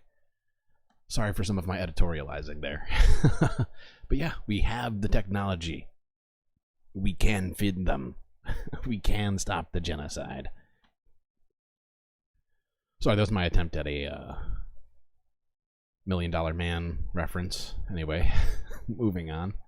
And it's starvation, and that just bringing the number of the total number of people who died of this enforced starvation and dehydration to 23 children so far. There is a fear of this going to continue to rise within the coming days, as there is still a serious problems with the aid mechanism and the process of delivering food supplies to people in the northern part in Gaza City. I mean, and all the alternatives, as people express their frustration here, the alternatives that are proposed by the European or the Americans or Arab countries are not the answer right now. Airdropping food is not reasonable enough. In fact, it killed people yesterday. It experienced malfunction of one of the... Okay, I think we get the picture, folks. It is a disaster. A literal humanitarian fucking disaster. Oops, that's not what I meant to do. Back. Next. We are getting through it, chat. Really impressed by you all. Managing to stay strong and subject yourself to all of this right now, because I think it's important, as people with privilege, as privilege has been mentioned in chat a couple times, you know, to use our privilege to educate ourselves and, you know, do what we can to try and change the narrative to something that makes sense. Okay, this is actually... Wait, why is this out of order too? Oh, you make me mad. Why must you do this to me?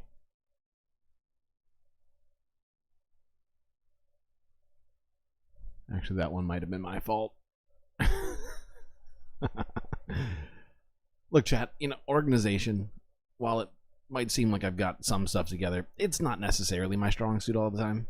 I do have severe ADHD, and sometimes I just, certain details just go out the board, or something goes wrong, and I'm just like, what am I gonna do with this?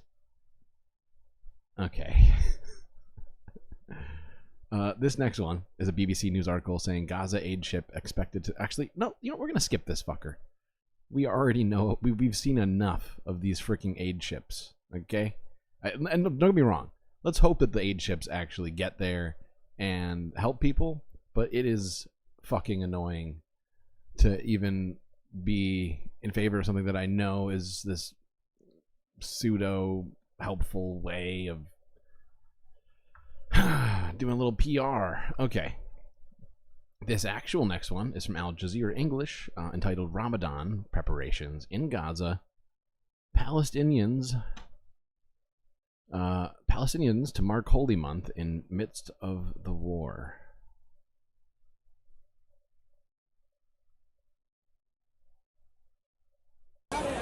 An unusual crowd in the ruins of Gaza, where indiscriminate Israeli bombardment has killed more than 30,000 people since October 7. Palestinians walking through the ravaged streets, looking at what vendors have to sell for the holy month of Ramadan. But this year, there are barely any decorations on sale, and little money to spare to buy them. I've come here to buy some items for Ramadan. Anything that may help us revive the religious atmosphere in the tent we now live in. Anything that may bring joy to little children. Just yesterday, I received the bad news that all my uncles were killed along with many of their children. Fucking their homes hell. were leveled. I'm trying to get at least some toys for the family's surviving children. A kid can't be more than like 14 or 15, maybe. Am I wrong? Am I losing my mind? That is so fucking depressing.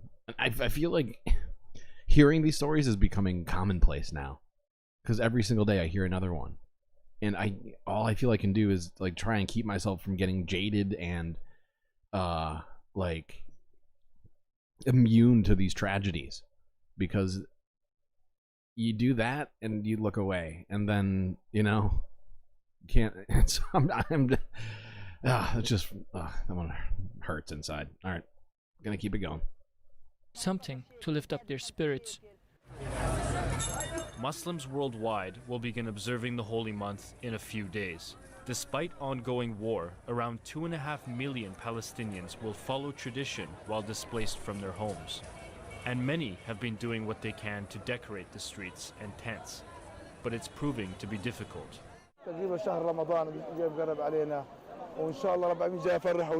Ramadan is only days away, and I've come here to help my children live the spirit of the month. But everything is insanely expensive. For example, this costs 25 shekels. It used to sell for only 7.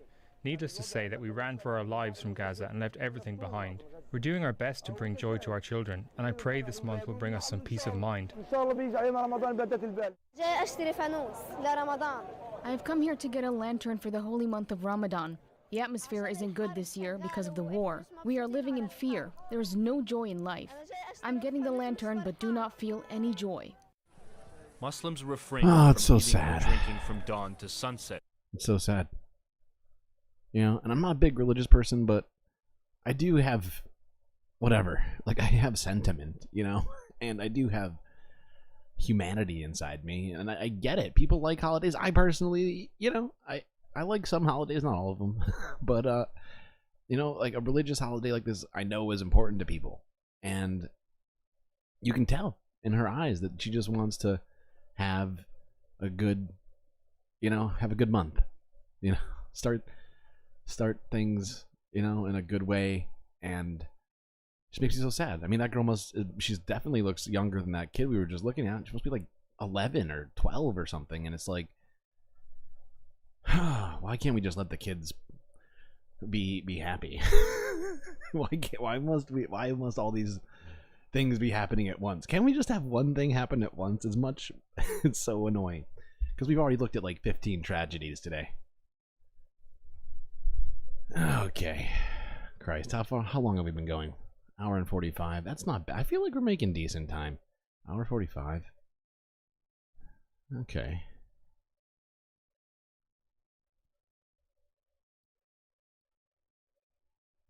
What is next?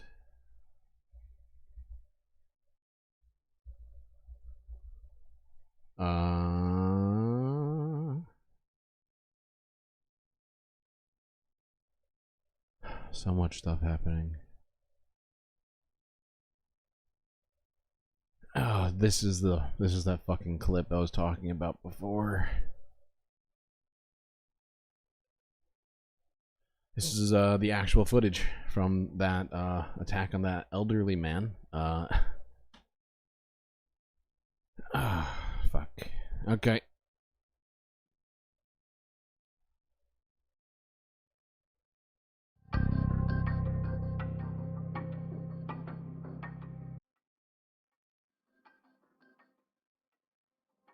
ליאור מחבל?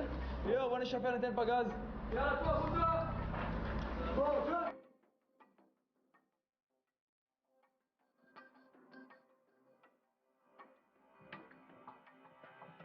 תשע, מה קרה שם?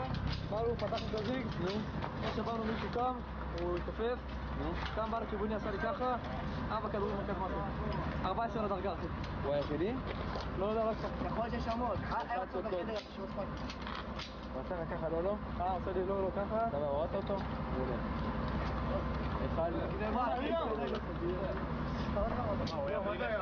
בלי נשק? הוא נותן לו שבניין לגבוה. היה לו משהו? לא יודע, הוא יתחור מתחת למיטה.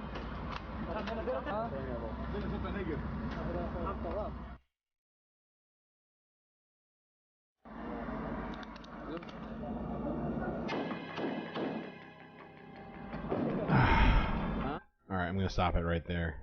The rest of it. It's pretty horrific. Yeah. Yeah, I missed that. Gladius, we all have family, I feel like. To some degree. With opinions that are objectionable. And I think it's got to be a personal journey how you deal with that, you know? It's just not a one answer fits all. Everybody's family is different, you know? One thing might speak to one person and another thing won't. And, you know, everybody's got a certain level of patience, too, for bullshit and whatever else. And so, yeah, I feel like you also have to find a place where you may have to draw a line on it if it's causing you distress or whatever else. And that's really another sort of personal journey that we all have to go down.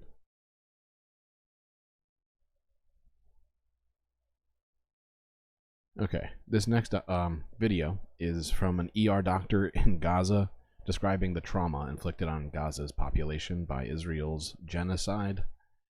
This is Middle East Eye. The terror in the kids' eyes when you hear a bomb nearby is not something you'll ever see in movies or on TV.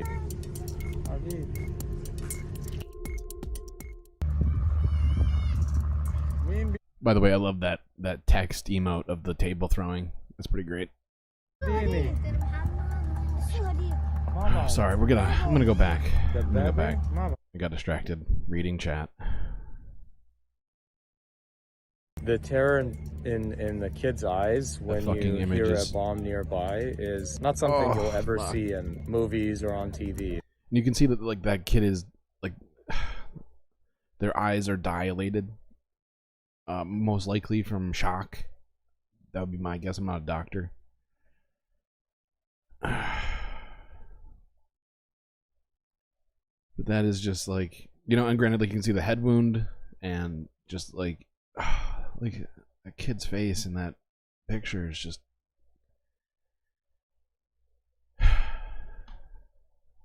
this is all just a literal atrocity. Yeah, bad lefty, and I wouldn't blame you. I feel like it's really hard, and to different degrees, we all feel anger. I think, at least, most of the people in my chats, at least, and we all have to find a way to deal with that anger at some point.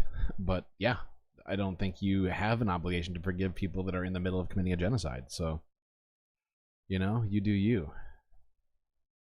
Maybe when it's all over and things have settled down and Palestine is free, then maybe revisit your opinion. But at this point, I don't expect you to. I'm certainly not.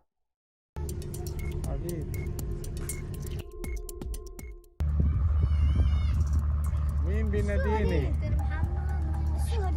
ما بعرف.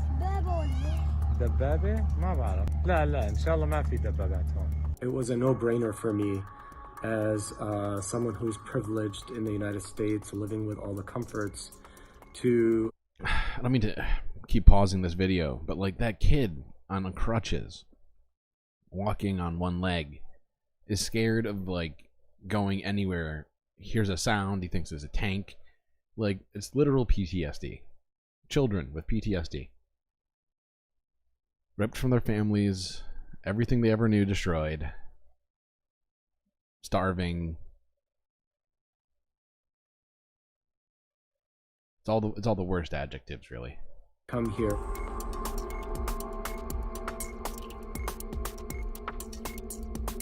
Oh shit. I forgot this video has reading in it. Sorry, folks. I haven't been reading. No-brainer for me as someone who's privileged. Why are there English subtitles when he's speaking English?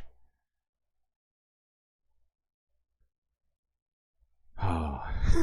Sometimes some of these videos, the way that the subtitles are done, ruins my plans. Okay, Dr. Mohammed Sube came to the U.S. as a Palestinian refugee and practiced emergency medicine in California.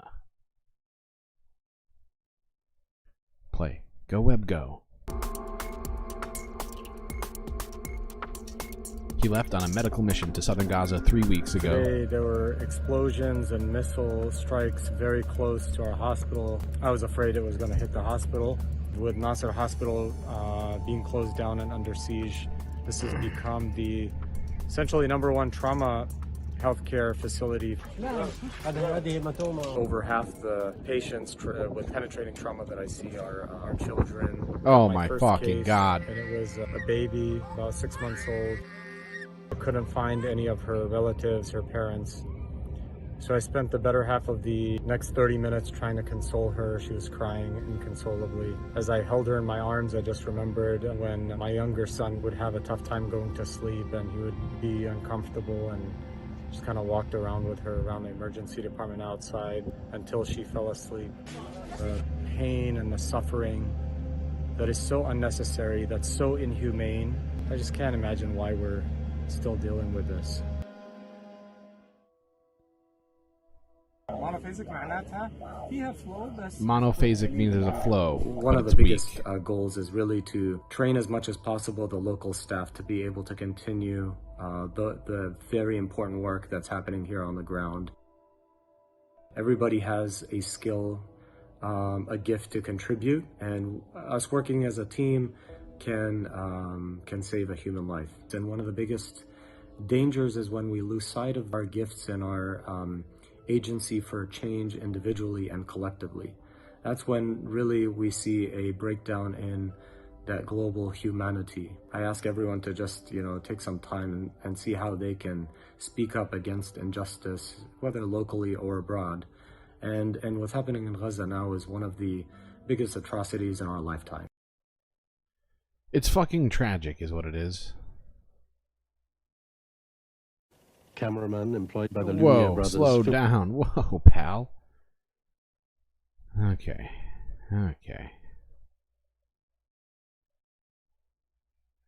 Well, good to see you still hanging around. What you can do. A lot of talk about chosen and actual family. Or blood family, I guess you would call it. But not even really blood family, as most families have plenty of non-blood relatives in them. You do enjoy a Coors in the stubby bottle, okay.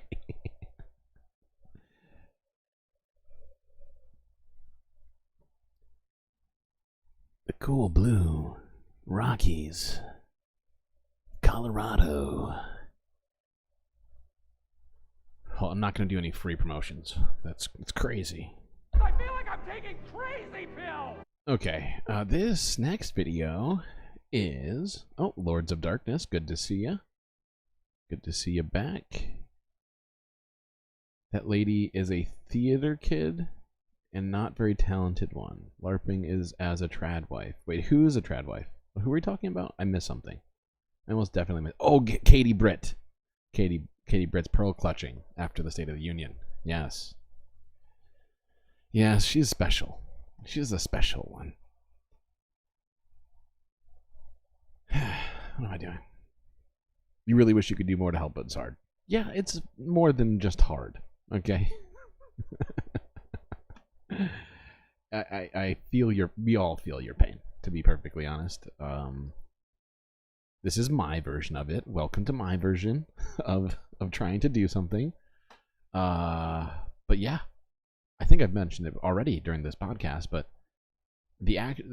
for individuals such as us to actually make a change in this situation, there's and by I feel like this is not even describing it very well, but there are significant barriers to you actually going and doing things beyond protesting, beyond being here on YouTube trying to educate yourself so that you can maybe help others be more educated, and maybe somehow down the chain, you could be, but this is only so much you can do. You can be pressuring our leaders, right, whatever country you might be in, but it's all winds up being left to the people with power who we've elected, in many cases, to make the right choice. Okay, this is footage thanks to someone in chat by the name of Moanowip, one of my fantastic mods here, who, using my Discord server that we have got going now, gave me a little bit of little advice here on some footage. So this is footage from 1896, exactly 130 years to the day. This has been colorized and put into 1080p, but this is film footage from literally before 1900 in Palestine. So let's check this out. This is pretty interesting in my opinion.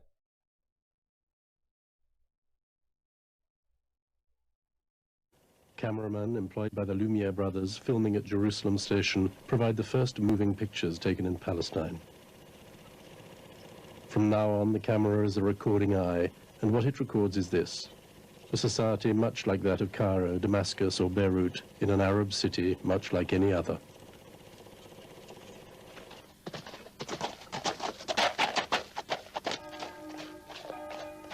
By the end of the 19th century, Palestine has 500,000 inhabitants, of whom 30,000 live in Jerusalem. A veiled woman, a Sunni Muslim, one of the majority. An Orthodox Jew. He too turns away from the camera. Here we have an Armenian Pope. Each of the Christian denominations has its church here in the Holy City. The holy places of the three religions are scattered across a few hundred square meters.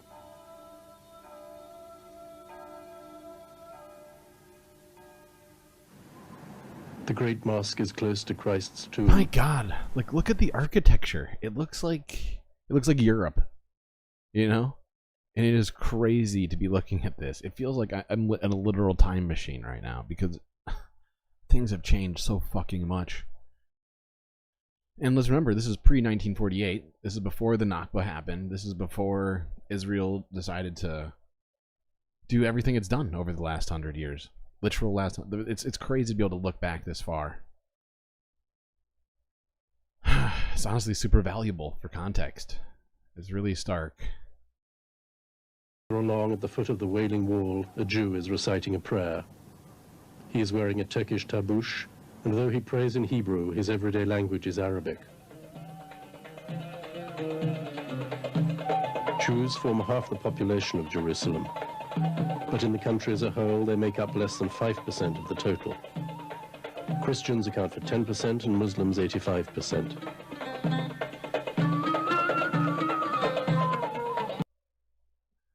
Okay. Wait. You're getting ahead of me. Don't do that. Yeah, it was beautiful. Absolutely, Shade Dragon. 1896 is crazy. And now it looks like Southern California. It does kind of have a South Cali vibe. Oh my God. I can't unsee it now. Oh no, I can't unsee it. Thank you for that, Shade Dragon. Okay, we're going to stick with the historical footage here. This is footage from, I don't actually know the year. My guess is that it is somewhere in the 30s or early 40s. These are Jewish refugees reaching Palestine. This is stock footage in black and white of the moment that the first European Jewish settlers came to Palestine. So, some more time machine context for us all here. Whoops, not quite right. There we go. Go web go.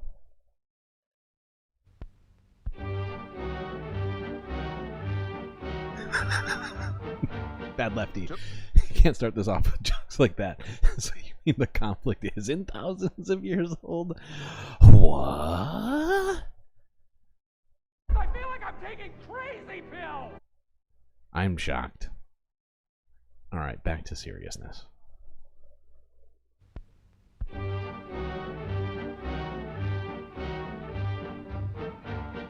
Two former American vessels carrying nearly 4,000 Jewish refugees arrive at the port of Haifa, Palestine. Jammed like cattle on the rusty craft, the fugitives end their bleak voyage, which began at a Black Sea port. The death of an infant was first blamed on British tear gas, but examination showed it was accidentally crushed and suffocated on the overcrowded ship. All precautions are taken to prevent the spread of disease as small children debark along with fathers and mothers, all showing the signs of fatigue and illness. The British encounter little trouble transferring the refugees. Mostly the procedure is carried out in an orderly manner as embarkation for Cyprus detention camps takes place. Cyprus, already bursting with refugees, is preferable to deportation to Europe. It's just so... oxymoronic is the wrong word, but it's just so strange, the dichotomy here that we're witnessing, essentially, of how the Jewish people came, not entirely, as we saw in 1896. Jerusalem's population was actually quite large, Jewish population in terms of its proportionality to the rest of Palestine, but you know, the appearance of European Jewish immigrants, refugees, right? Essentially, refugees from a war, genocide in Europe, you know, here were welcomed in Palestine, essentially, you know? And I'm not saying that it was like perfectly smooth. Oftentimes, refugees do bring some amount of disruption to certain things to make room for new people in a new land. So I'm certainly not saying that, but you can see here that it was, you know, essentially, granted, facilitated by the British, so you know there is that element of it. I feel like every time I start talking, I start hearing deeper and deeper layers of context as I'm talking. I just have to keep correcting myself as I go. Anyway, let's keep watching this for now. Been threatened. At Lake Success, New York, the United Nations gives Palestine's problems first consideration. Herschel Johnson, U.S. delegate, backs partition in a message to the Assembly's Special Palestine Committee. The United States delegation supports the basic principles of the unanimous recommendations and the majority plan which provides for partition and immigration. We refer to assistance through the United Nations in meeting economic and financial problems and the problem of internal law and order during the transition period. The latter problem might require the establishment of a special constabulary or police force recruited on a volunteer basis by the United Nations. Later, Russia supported the United States on the partition recommendation, while Arab states threatened reprisals, as the Holy Land's future hangs in the balance. My God. It's like the beginning of the end of sanity. Well, folks, I hope you enjoyed that historical context. On to some more stuff here, more current than 100 to 80 years ago.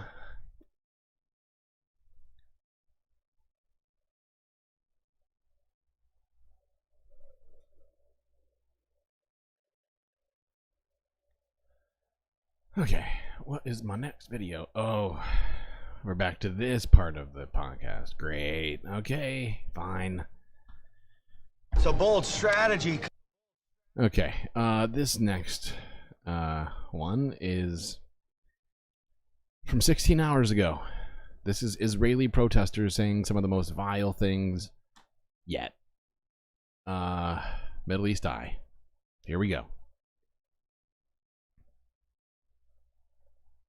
This does not arrive at their doorstep. This arrives into the tunnels of Hamas that are fighting us and holding our hostages. There's no evidence to support the idea that all of this aid is going to Hamas. Not to the rest of the population. This is intelligence only for terror. That's why they should get only the minimum calories required to survive. They're starving to death. They are not. They are starving to death. You know what? Jesus. If they're starving to. It's like they don't have internet in Israel. There's so much video documentation of this. Like, it is fucking crazy to hear somebody just claiming the opposite of truth. Give us back. Give the hostages back. No, a single loaf of bread should go there till. Not a single loaf of bread should go there until our hostages are coming back? What in the fuck? That is cruelty, hatred, just disgusting sort of rhetoric. Ugh, God. Our hostages are coming back. Wow. To many people in the world. And it's like, and the thing is, they seem to think that there's like a food source for hostages that differs from the food source for Palestinians. It genuinely fucking confuses me. All these people from Israel who are out here protesting and saying things like this don't seem to take into account the fact that hostages can't feed themselves. That's kind of how it works when you're a hostage. Basically no one in Gaza can feed themselves right now because there's no fucking food. Listening to what you're saying and what you're protesting for, it sounds like A, a contravention of international law, and B, incredibly callous in the face of an epic humanitarian catastrophe, in the face of children starving to death. People can't understand why anyone in their right mind would advocate for stopping aid. Hamas has no fair play. Hamas has no rules. Hamas is holding civilians. You know, even if there is a humanitarian crisis, and there is not, even if there is, it's my right and my duty to prioritize the life of Kfir Bibas, a 1-year-old baby that is there, over any God. Historically, babies need food. And usually babies need, like 1-year-old babies, need a very specific kind of food. So, wow. It just... I've used this so many times, but... I feel like I'm taking crazy pills! Like, because I really do feel like I'm taking crazy pills. It feels like everybody has just somehow gotten their dose of crazy pills every single day. Like, I don't even know what to think. Yeah, they don't seem to consider the Palestinians as humans. You're absolutely right. Absolutely right. You condemn Hamas? Okay, okay. Cool, cool. Oh, it's my pleasure to call these people out, Shade Dragon. It feels like it's my job right now. Okay, well, we're gonna stick with this for now. More protests. Well, kinda. It's complicated. So we're gonna move over here. This is actually not technically a protest. That's a lie. So yeah, this is a preacher, a rabbi, essentially exhorting people to commit genocide in Gaza. So let's watch this. I know I said this last one was horrific, but this next one's actually even more horrific. So buckle up.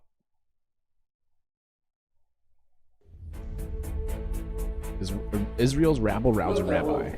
Oh, wait. Wow. You expecting to read that quickly? A little rude. Israel's rabble-rouser rabbi calls for genocide in besieged Gaza. If you don't kill them first, they will kill you. The terrorists of today are the children of the past, who have remained in their lives, and in reality, it's the women who create these terrorists. What this means is the definition of not every soul is very clear in the scriptures. It is either you or them. In fact, the definition of not every soul shall live is based on the scriptures. If your enemy come to slain in the night, kill them in the morning. In the broader sense, in the scriptures, it is not only the man between 16 and 30 who shoots at with the weapon, but also their new generation of future, and also those who create the generation of the future, because there is no difference. What? What about the old people? There are no innocent people. What? Did I read that wrong? This is the same with an elderly person who is able to carry a weapon. The Torah is also very clear in the book. In Gaza, according to all estimates of the security forces, 95 to 98% want to destroy us. That is the majority. Also the same with children. It is the same thing. It's the same thing. If you save him, don't try to outsmart the Torah. The Torah does not allow you to let every soul live. Today, he is a boy. Tomorrow, he is not. It's one of the most disgusting diatribes I've ever heard in my life. It's just, wow. He's saying that children bear the responsibility for Hamas's attack, essentially. Women deserve to bear the responsibility for Hamas's attack. Men who are not in Hamas deserve to bear the brunt of the retaliation for Hamas's attack. And it just doesn't make sense. Any reasonable person not basing their logic on the Bible, Old or New Testament, is in need of serious help, because that's not how you form logic based upon mythical books. It is crazy to hear somebody using a book meant to supposedly create peace to incite further genocidal acts, and I'm horrified by it. Nobody with the power and responsibility that comes with being a religious leader should be doing this kind of stuff, and it really bothers me.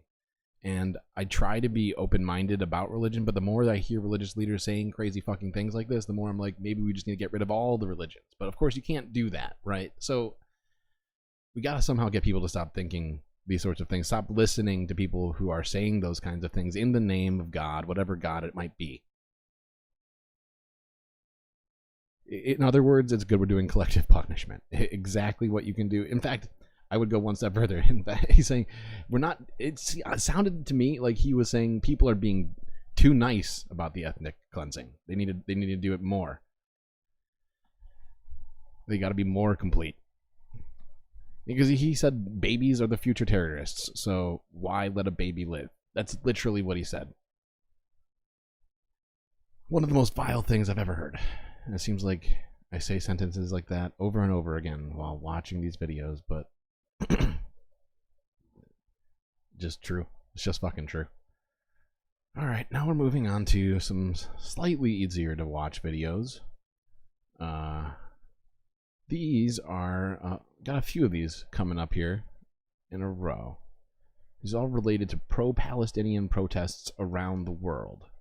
This next one, and I usually don't use their videos, but since they decided to go down on the street and start interviewing people, I couldn't help myself. This is a video from a great channel called Navarra Media.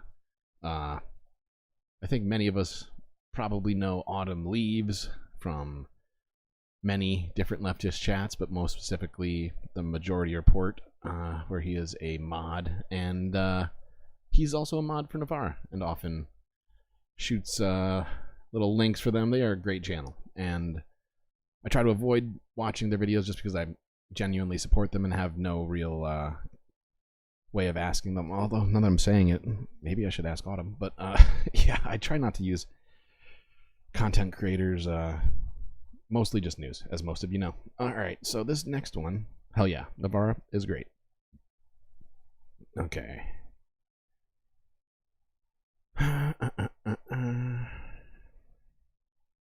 So this is Palestinian protesters demanding an immediate ceasefire, and I believe London. I could be wrong about the exact location, but I do know it is somewhere in Britain. So I wanted to come today because it was International Women's Day on the 8th of March, and I wanted to just spread the message that the women in Palestine, we're here for them. There's no justice at the moment. They're going through the worst conditions.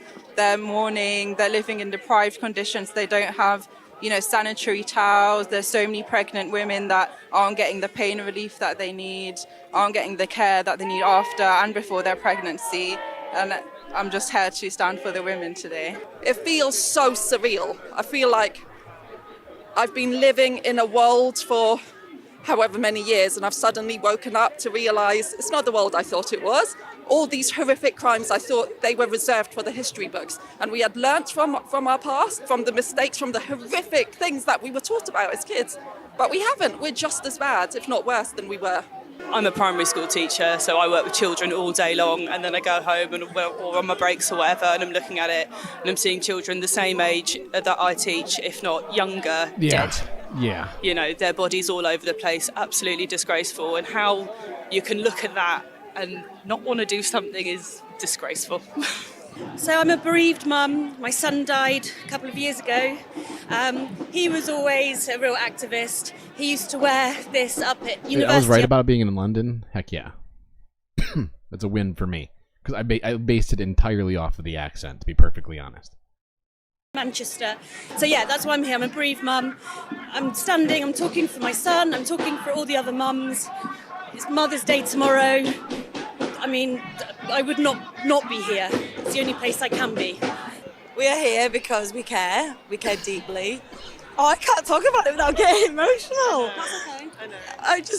It's been hard. It's so hard to see what's going on.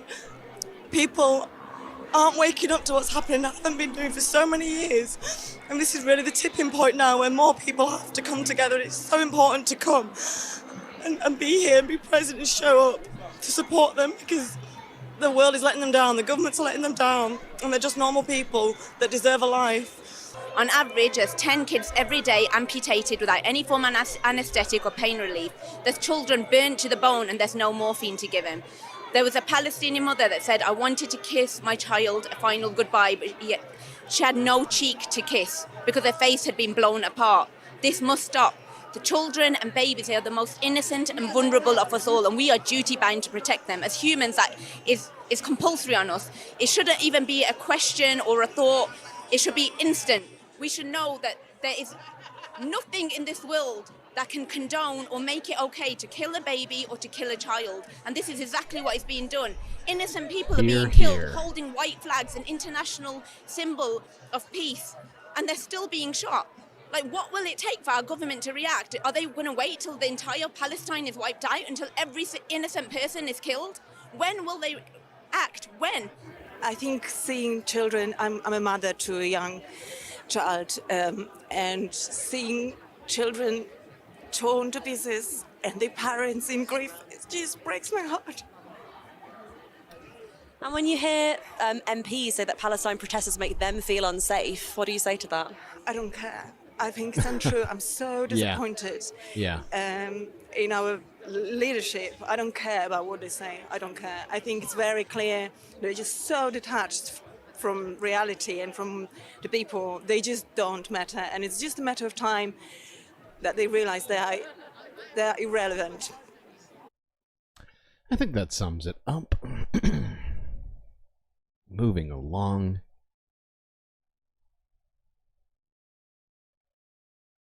The hate you feel towards someone else will destroy you from the inside out. We must replace that hate with love if we are to move forward.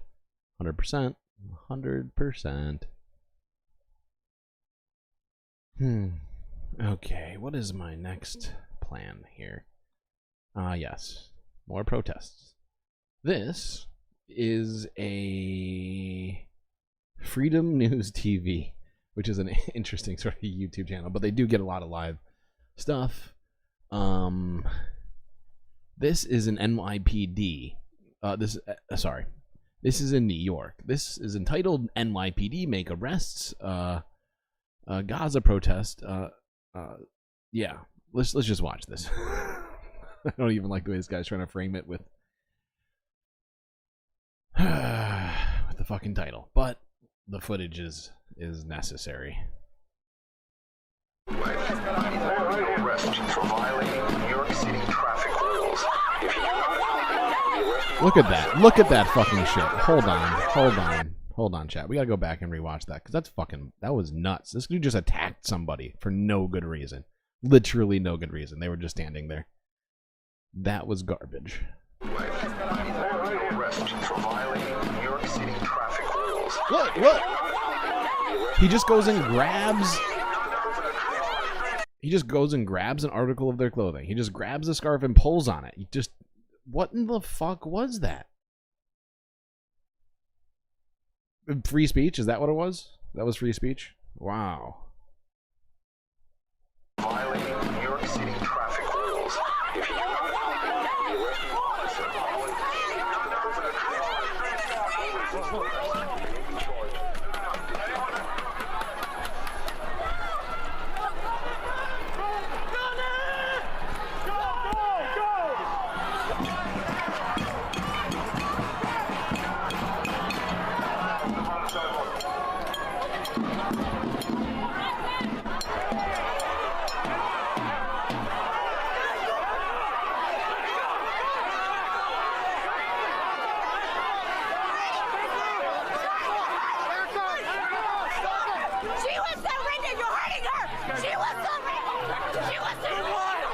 The reason I don't go to protests is because if somebody did that to me, I would just punch them in the face. I don't care who you are, okay? You attack me, get some self-defense, pal.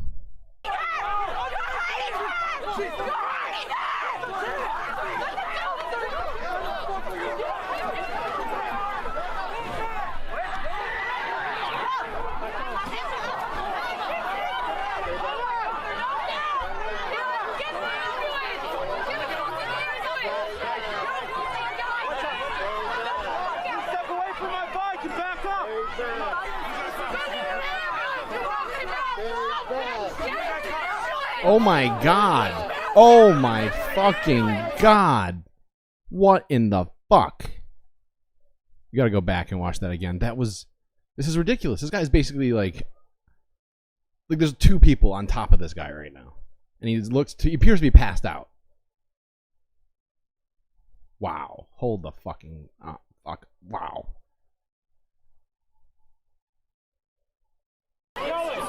That cop should be arrested because I'm pretty sure that was a fucking crime. I don't see how it could be argued any other way. You just attacked someone just exercising simple free speech. They were doing literally nothing wrong. They had no weapons on them. They had no they had no clear motive for any sort of crime. They were just protesting, you know, using the First Amendment. It is crazy when we don't have rights anymore to do exactly the thing free speech is meant to do. Criticize the powerful. If you can't criticize the powerful with your speech, then guess what? You don't have free speech. Wait, I thought I went back. Hold the fucking phone. Hold on. There we go. She was surrendered! You're hurting her! She was surrendered! She was surrendered! You're hurting her! You're hurting her! You're hurting her!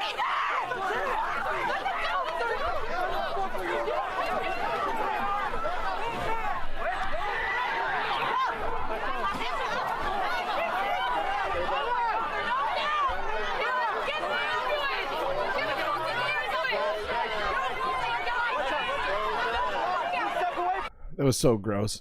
He basically choked that person to the ground just now. I'm pretty sure that was an illegal chokehold, but okay. Pitchforks. Good God. It is just such an upsetting video to watch.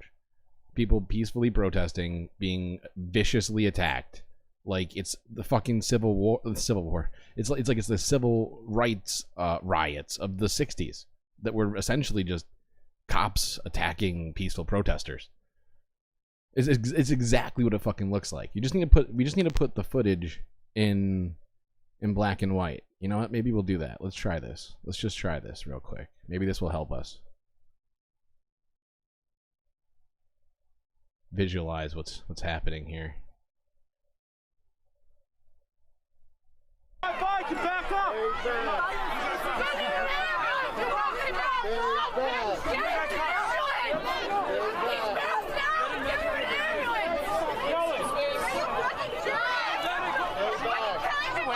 He's fine. Stay back. Move these guys back. Move these guys back. Move these guys back. Move back. Move back. Move back. Please move back. Put that shit back. Pump this bitch. Put that shit out. Scared ass fool.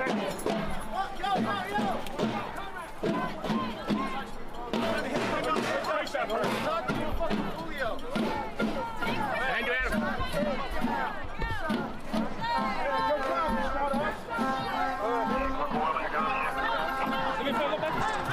Step back. Step back. Step back. Go back. Go back. Keep going.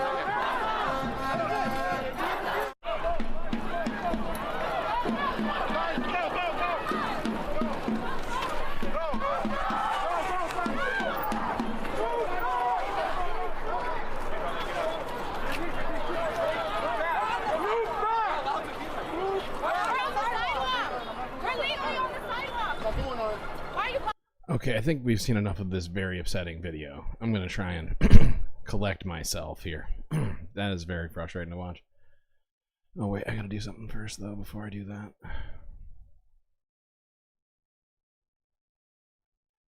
Son of a bitch, do it. There we go.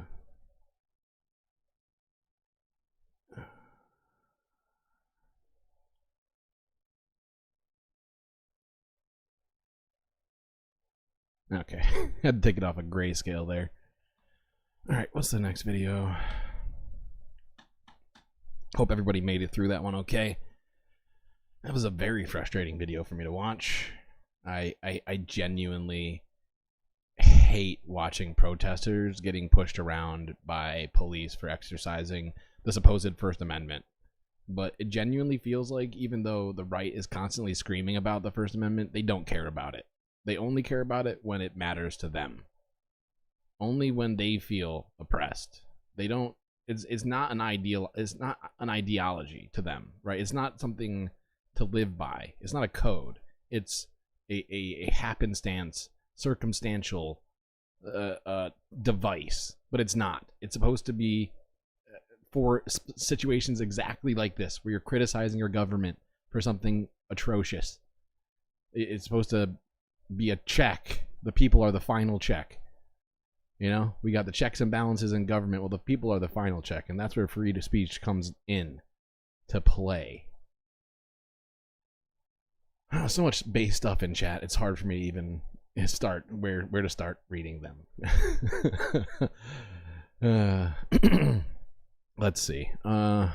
This next one is going back to England. This is a Middle East Eye video. Very short video. And this shows a pro-Palestinian protester. Well, you'll see. But this, yeah. This next video. Whoops. Did that in the wrong order.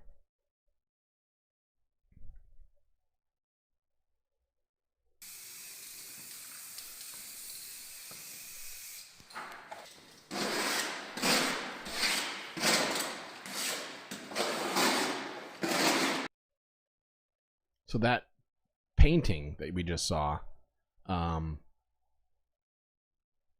is a painting of Lord Balfour. And you're familiar with Balfour. You may not be, but you may be familiar with a certain declaration which he made back in the 1900s, I believe it was. It might have actually been 1800 something. But it was like 100 years ago, at least. And yeah, basically is the one who created the state of Israel, effectively. And that protester just fucked that painting up real bad.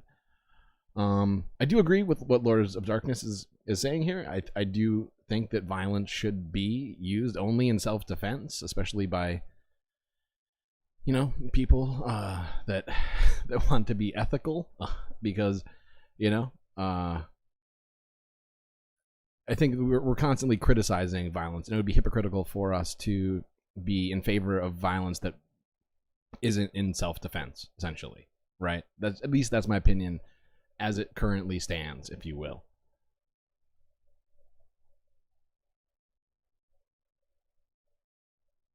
"1917 was the Balfour. Thank you for that.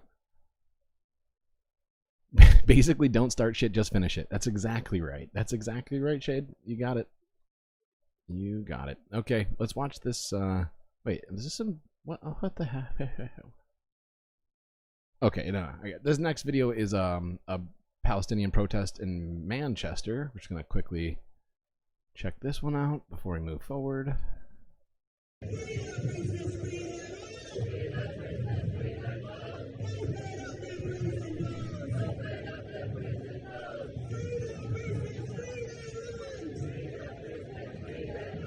Israeli prison authorities subject thousands of Palestinian detainees to torture, inhumane treatment, including violence, abuse, and sexual harassment.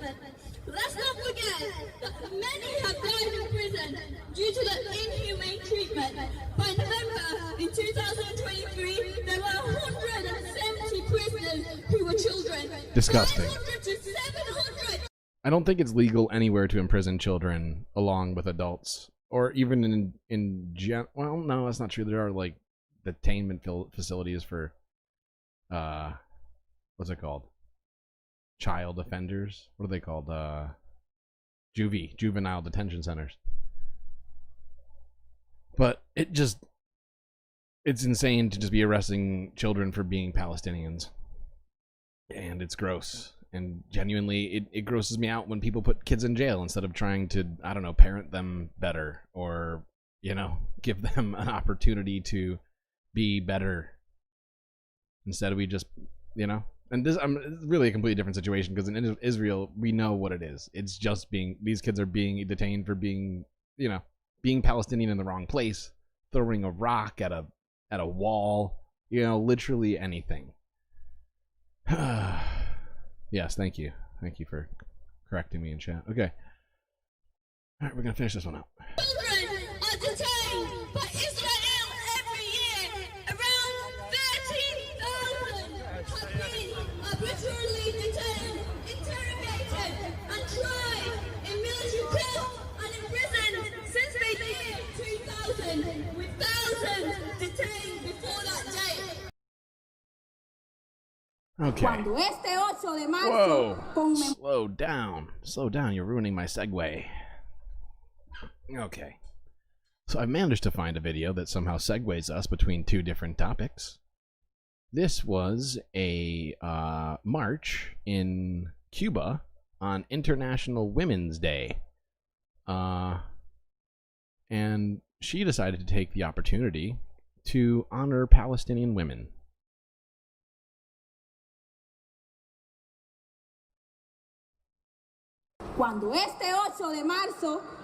Oh, right. It's in Spanish. Hold on. I gotta turn the volume down and read. On March 8th, when we commemorate International Women's Day, we will be paying tribute to the Palestinian women who stand up to the machinery of Zionist oppression in all fields, to those who remain firm and resisting in the Israeli occupation prisons. For more than 75 years, Palestinian women have been a symbol of courage, will, and resistance in the struggle for liberation against occupation. The fight for their national rights to territorial sovereignty constitutes the vanguard of the resistance. We Cubans ratify our solidarity with women and the Palestinian people. We demand an end to the genocide. Couldn't have said it better myself. Couldn't have said it better myself. Oh, I'm struggling to keep up with chat. You're all chatting so voraciously right now. Okay, let's see here. Let's see here. I see. We're still discussing the ethical use of violence in the face of fascism and racism and other such things. I see what's going on. I'll let you all debate that for now while I move us forward. And if you didn't figure it out, this is my way of segueing us into Women's Day, this next video is a video from Al Jazeera English showing the march in Mexico on International Women's Day yesterday. And you're asking yourself, why are we doing Women's Day 2 days in a row? Because women deserve a weekend, not just a day. Okay, so we're here on the stream. We're doing Women's Day every day this weekend until the weekend's over. That's just my opinion. But make it so. All right, here we go. Yeah, no kidding, B-Cat. The Nazis are not a peaceful movement. Very, very true. So true. Overwhelmingly true. Okay, let's watch a little bit of this march here. Mexico City with one clear message: an end to the systematic violence against women in the country.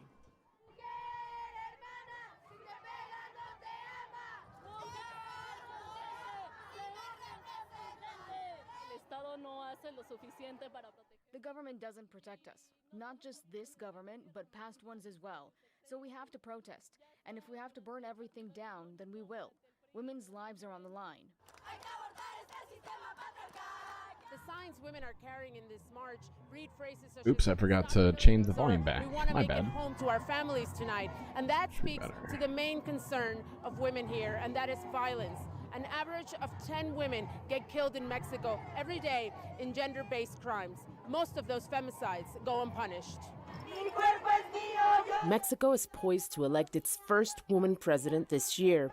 Demonstrators agreed the moment is historic, but warned against it being seen as a quick fix to the many issues affecting women in the country. Here, here. Changing things. Just, you know, I want to make this point. Having representation is one thing, you know, but it's not the end to all oppression. It's not the end to racism or sexism. You know, it's not an end to gender-based violence or any of these other sorts of things, right? You need to have undercurrent. You need to have a movement. You need to have a lot of things happening all at once and for a sustained period to be able to, you know, really make lasting change, you know? For instance, like Kamala Harris being vice president doesn't solve women's problems in America, you know? That's essentially what I'm trying to make the case for here.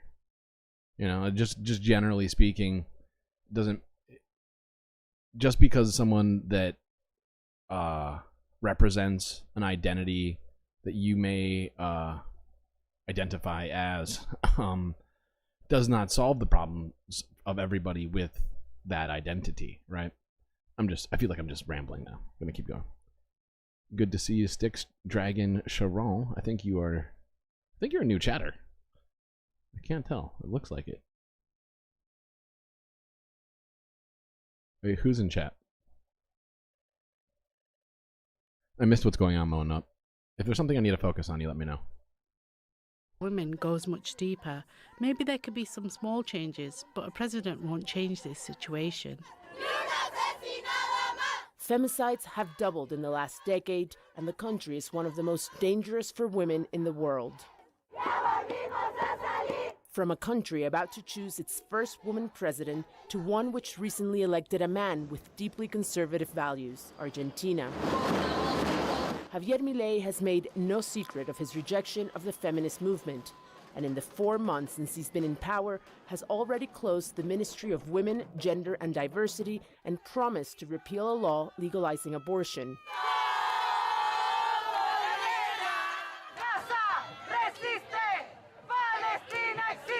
And in Chile, home to the largest Palestinian community outside the Middle East, the march focused largely on the plight of women in Gaza.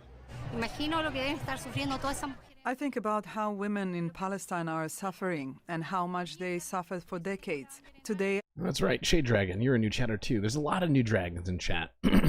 Seems to me that the Galactic News Network is a magnet for all of you dragons. Don't know what it is. Do I have some unknown amount of gold on the space station? Just looking around. Okay, nothing I'm seeing. Okay.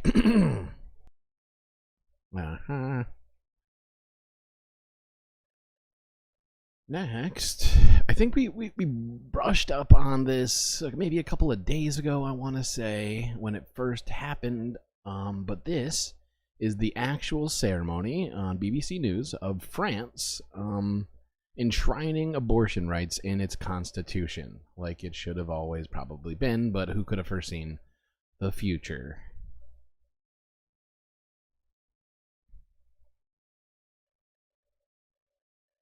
French President Emmanuel Macron has led what's known as a sealing ceremony to enshrine in the constitution a woman's right to an abortion. Abortion was decriminalised in France 50 years ago, but the Parliament voted for the amendment on Monday, making France the first country in the world to guarantee such a right. Well, here's our correspondent, Hugh Schofield. Nothing actually changes from this ceremony. The change was voted through Parliament on Monday. It doesn't actually come into effect until it's released or entered into the official journal, which will happen over the weekend. This is a purely stage-managed affair to enact publicly. Here I am trying to focus on this important historical moment in France. That was funny, Shade Dragon. No, John Ayadarola's fans are called Dragon Squad. I do know that. I used to watch his show a lot. I feel like I've kind of, because I have so many different people I subscribe to, I feel like I haven't watched him as much lately. I think in general, I think we all haven't been, not all of us, but some of us haven't been watching as much TYT as before. I certainly am one of those. And but yeah, you guys tend to be woke as fuck, and it means I'm attracting outraged, socially aware nerds with good hearts and foul mouths. I feel like that almost describes me a little bit. So that was a very astute observation, I think. Something which would have happened normally behind closed doors, which is the imprint of the seal of the Republic in hot wax with a tricolor ribbon running through it onto the bit of parchment containing the change to the Constitution, which will then be added to all the other changes to the Constitution, and there have been about 25, which are kept in the Ministry of Justice behind me, and which are the sort of official record of how France conducts itself at this point in history. So it was done in due form and with plenty of ceremony, slightly archaic ceremony with his ancient machine from the 19th century, but it was great fun. The sun was shining. We're in the middle of Paris in Place Vendôme, and a crowd of very happy people, 300 or 400 people. Okay, cool. Just figured we'd watch part of that. Not necessary to watch the whole thing, but just to at least recognize the moment. Bad Lefty has completely given up on watching TYT. I understand your objections.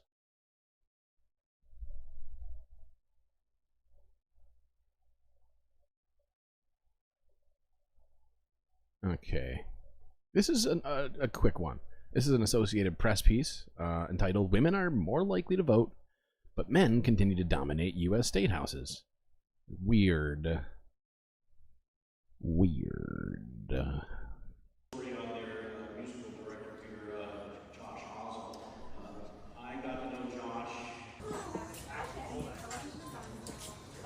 There's not that many of us, and I do feel that it is a huge struggle to get our voices heard, and sometimes the reaction from some individuals are they don't think we should raise our voices too much, but the reality is we have to.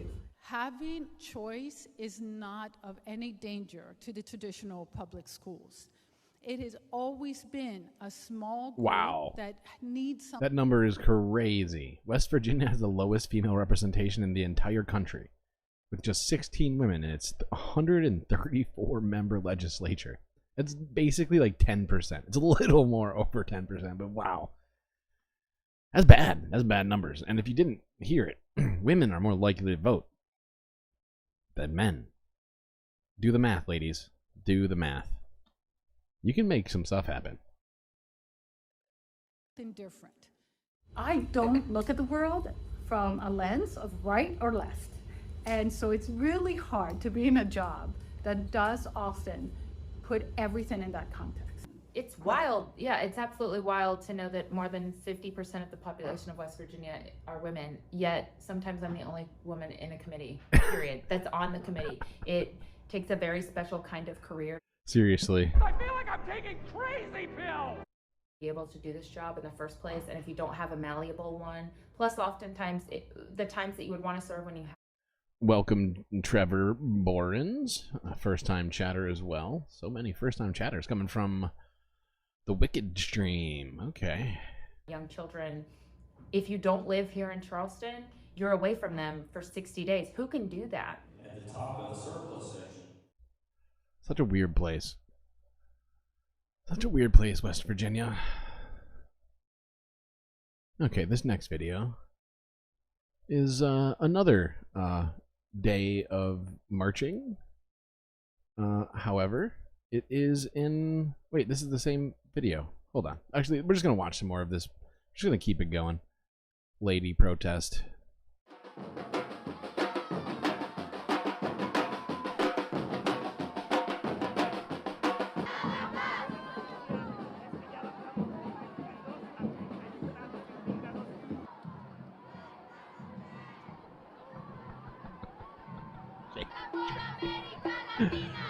Wow.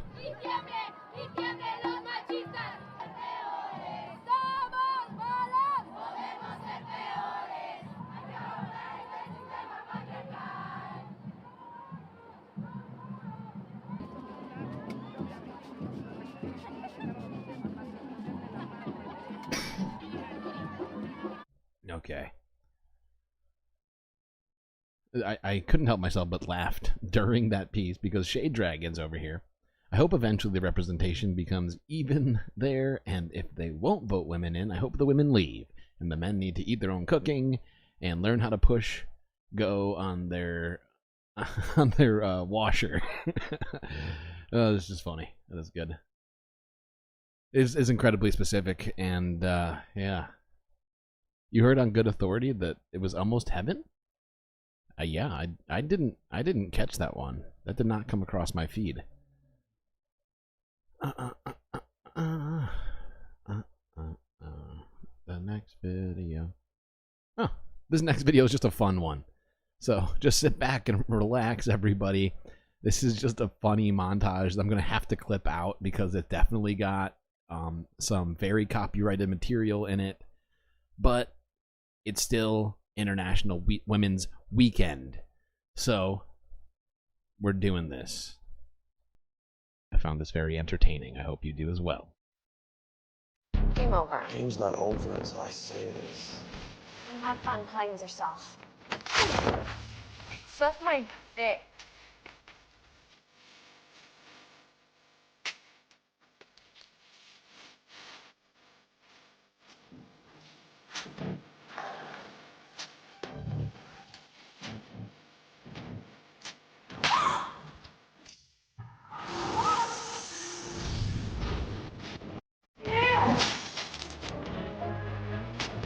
The only crime I have committed that you care about is that I am a woman. A woman who wears a crown. Haven't you heard? Women crazy bitch around here.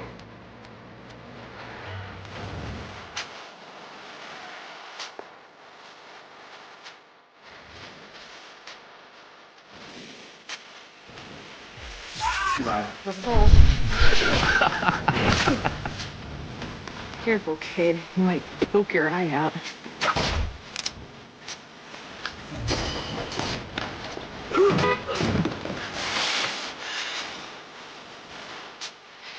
You want more? Come on. I got this. Why are you so...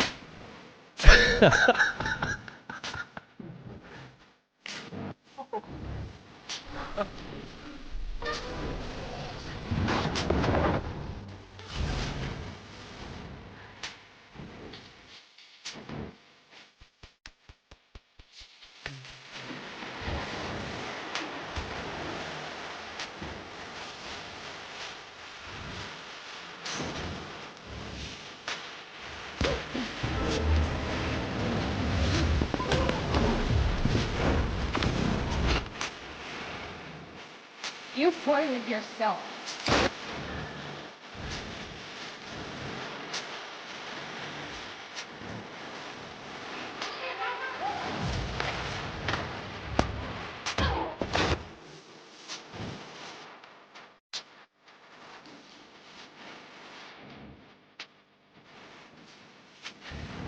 Surprise, bitch. I bet you thought you'd seen the last of me.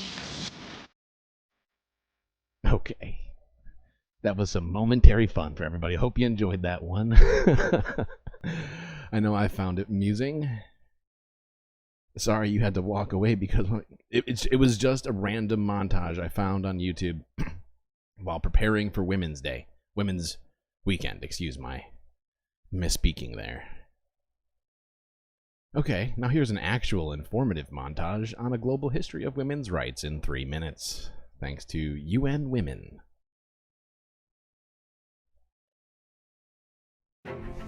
Women and girls are leaders, change makers, caretakers, and peacekeepers.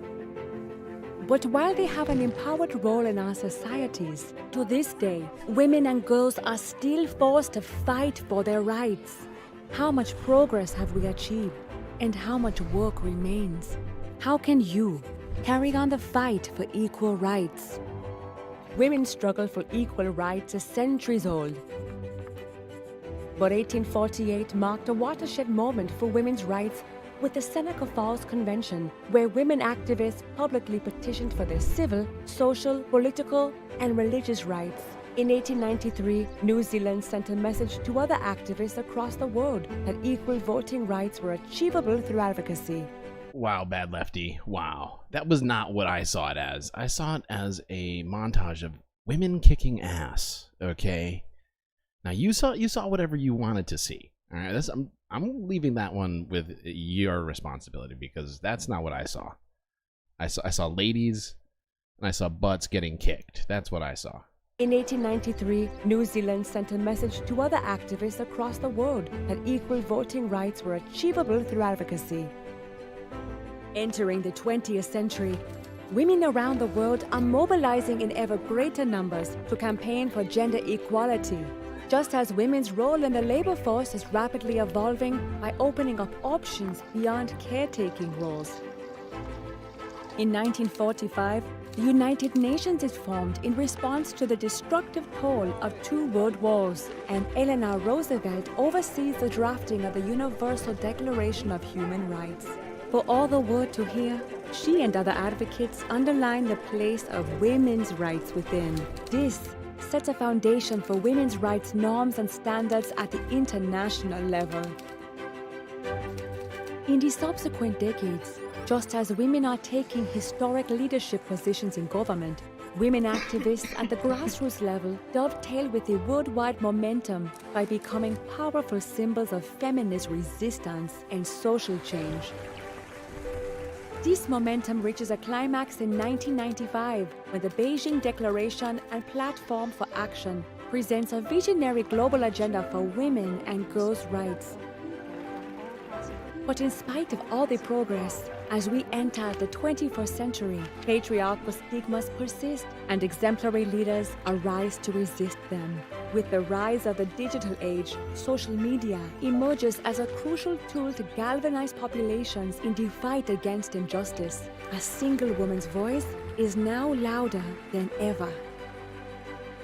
Grassroots activists trigger social movements online and offline, from cities to villages, inspiring future generations of women and girl leaders. After relentless campaigning, these movements generate changes in policy that signal a true shift in international attitudes and practice towards equal rights. Where are we now? A quarter century after the Beijing Declaration, women and men must mobilize together to overcome the remaining obstacles to gender equality. They must fight for an end to gender-based violence, for access to healthcare, for equal pay, and for equal participation in political life. The ink isn't dry. Be a part of generation equality, and let us continue to write history together. Absolutely. Thank you, UN Women. That was a great video. Okay. Yes, that's true, chat. Bad Lefty doesn't need help getting in trouble. Feels like everybody knows this. Bad Lefty is constantly pushing the envelope of what is and is not acceptable in chat. And something of a master of that sort of tactic, I would say. Okay. Well, I'm afraid that ends all of our women's weekend celebrations for the day. And I do understand some of your misgivings, maybe skepticism about Women's Day. I too think that in a lot of ways it's been appropriated by sort of what do you call it? Insidious. Well, not that might be too inflammatory of a word, but by like corporatists and by, you know, hegemonic powers, people who are in fact holding up the patriarchy, things like that. But I felt like we should do our own celebration here that genuinely attempts to at least stay focused on this issue for longer than 10 seconds. I guess that's what I'm trying to say. Malala is amazing. Whoopsies. Okay, where are we going? Oh, good. Great. Well, this is a TRT World video from their Just 2 Degrees podcast. And this video is entitled The Crime of Ecocide. This is from 16 hours ago. So we're going to get a little bit of ecological doom in here, folks. So get your eco hat on. Process called carbon capture and storage. Stop. Get your eco doomer hat on.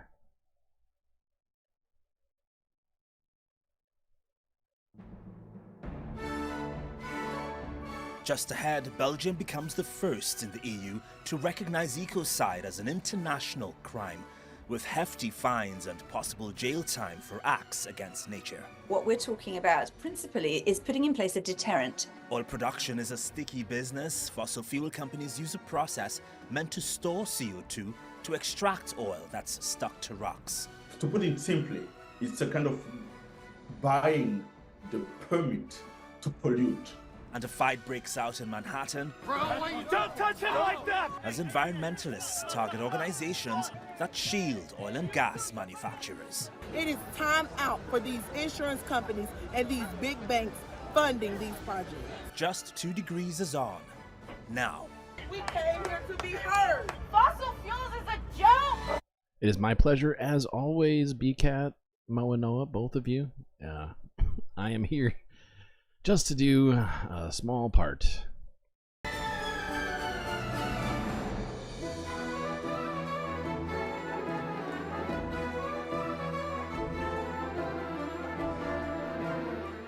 Big news from Belgium. The country's decided to recognize ecocide as an international crime. It's the first member of the European Union to do so, setting an impressive precedent to tackle harmful actions against nature. Environmentalists have been trying to make this happen for a while now. One campaigner at Greenpeace said, quote, Here's a question I have about this, right? Even if you declare ecocide a crime in your country, right? I don't think you can enforce it inside of your country, right? But I don't think you can enforce it outside unless you're prepared to go to war over ecocide. And so really, every nation on Earth has to come to the same conclusion for it to be effective. And I'm not saying we shouldn't do that, but we need to wake up and get to it because it can't be one country at a time.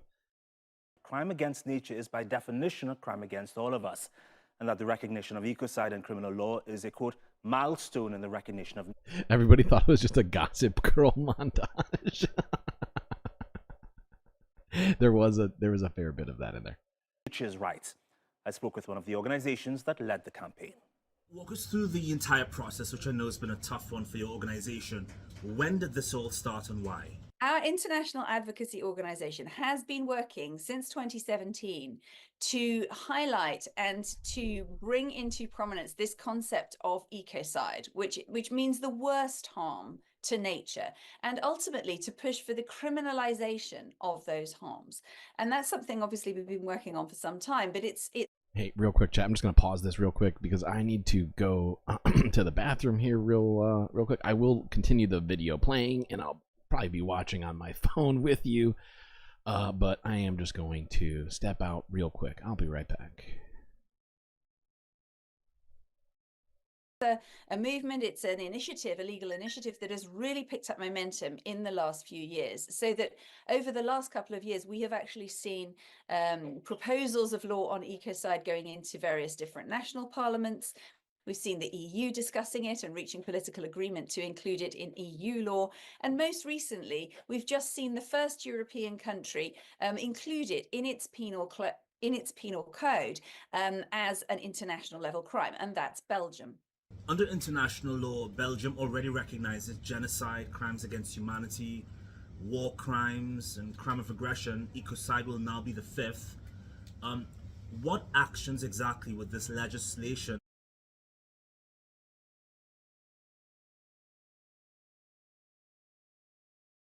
apply to?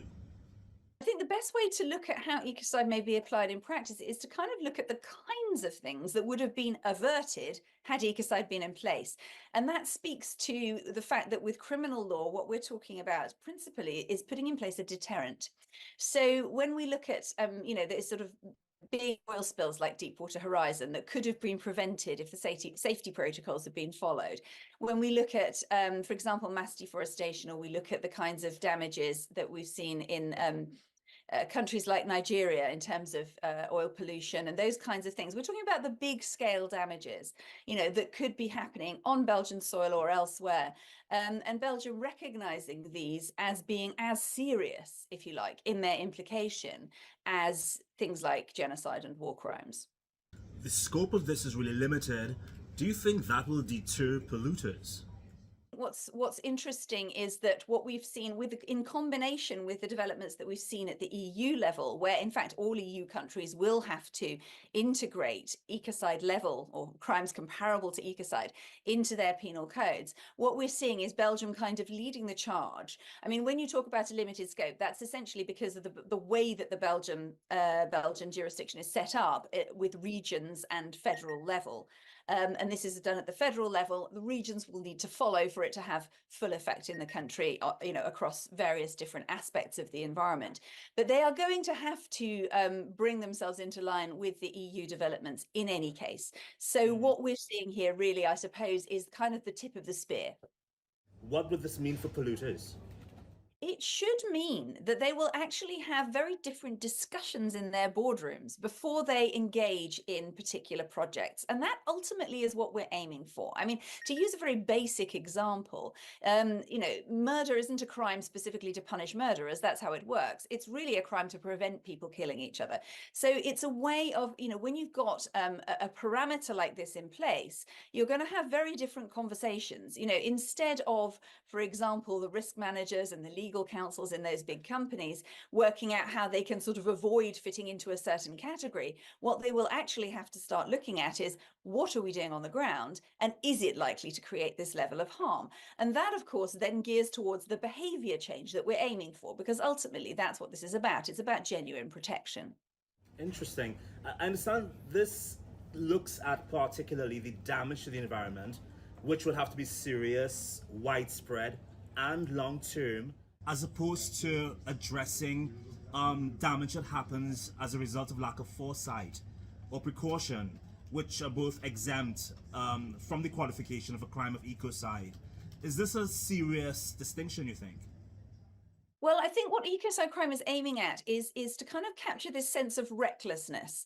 Now, essentially, that means that somebody in the position of making decisions should have been aware of the kinds of results that would and therefore, and if they then are taking action that is likely to create that result, then effectively they're committing that crime. So it sort of brings into play the sort of public domain and scientific knowledge, which is obviously increasing all the time, around a particular field of action, and that's what sort of lifts it, if you like, to the level of a very serious crime.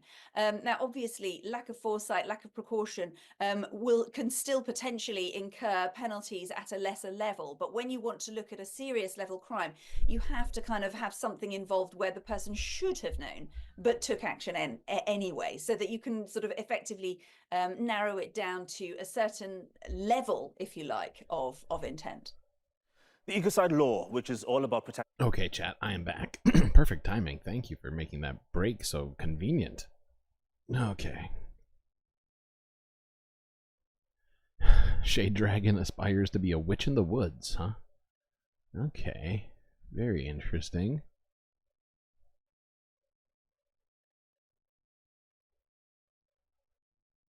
By the way, who was it that was saying the Shade Dragon? Shade Dragon, were you saying that you're a non-binary? I just want to make sure that I'm using the correct pronouns for everybody as much as I can. So I assume, but if you want to tell me, use they, them. But feel free to let me and chat know of your pronouns if you feel comfortable. If you think anyone is unaware, then you are not serious at this point. Yeah. Forest weirdos, though. Sorry about that long bathroom break, chat, but I'm here. I am back. We're going to watch a little bit more of this. Nature would help ensure that natural carbon sinks like forests and wetlands remain untouched by human development. But fossil fuel companies have been pushing for what they say is an alternative to dealing with our CO2 emissions, a process called carbon capture and storage. We're too late to avoid a climate crisis, but to avert the worst, we have two options. We could seriously curb emissions, but that's something very hard to do because most economies are run by burning fossil fuels for electricity, transportation, and industry. Or we can remove CO2 at the source, and there's more than one way to go about it. Pre-combustion is pre-burning fuel slightly to remove CO2 before burning to produce fertilizer, chemical gases, and power. Post-combustion works for older power plants. It filters CO2 out of the air after burning the fossil fuel. Oxy-fuel combustion burns fossil fuels in oxygen rather than air. The byproducts are water vapor and CO2. The vapor condenses, leaving pure CO2 ready to collect. Direct air capture removes CO2 from the air using large machines. Captured CO2 doesn't just disappear. It must be kept out of the Earth's biosphere, so it's stored underground, either in deep geological formations or injected into declining oil fields, coal deposits that are too difficult to mine, saltwater aquifers, and more. I do genuinely hope that that technology can be scaled up to the point where we might be able to start going, you know, in the right direction. I just don't see enough urgency from the people in charge, and specifically, you know, like governments and corporations. And the only reason a lot of corporations are using this technology is for like carbon tokens, whatever, the credits. And the fact is, we need a concerted effort from literally every single country on the planet, to one degree or another, doing these sorts of things to be able to make a actual cumulative effect on the environment. What you can do is also intrigued by this approach. I see that. I feel you. Moose witches. What? That is frightening. No moose witches. What, with the power of a moose and of a witch? That is terrifying. Is the Africa Managing Director at 350.org. I called him up to help us understand why carbon capture is such a divisive issue. No, CO2 is not what ozone is. Ozone is O3. So it's 3 oxygen atoms in series, I think? I think it's in series, essentially.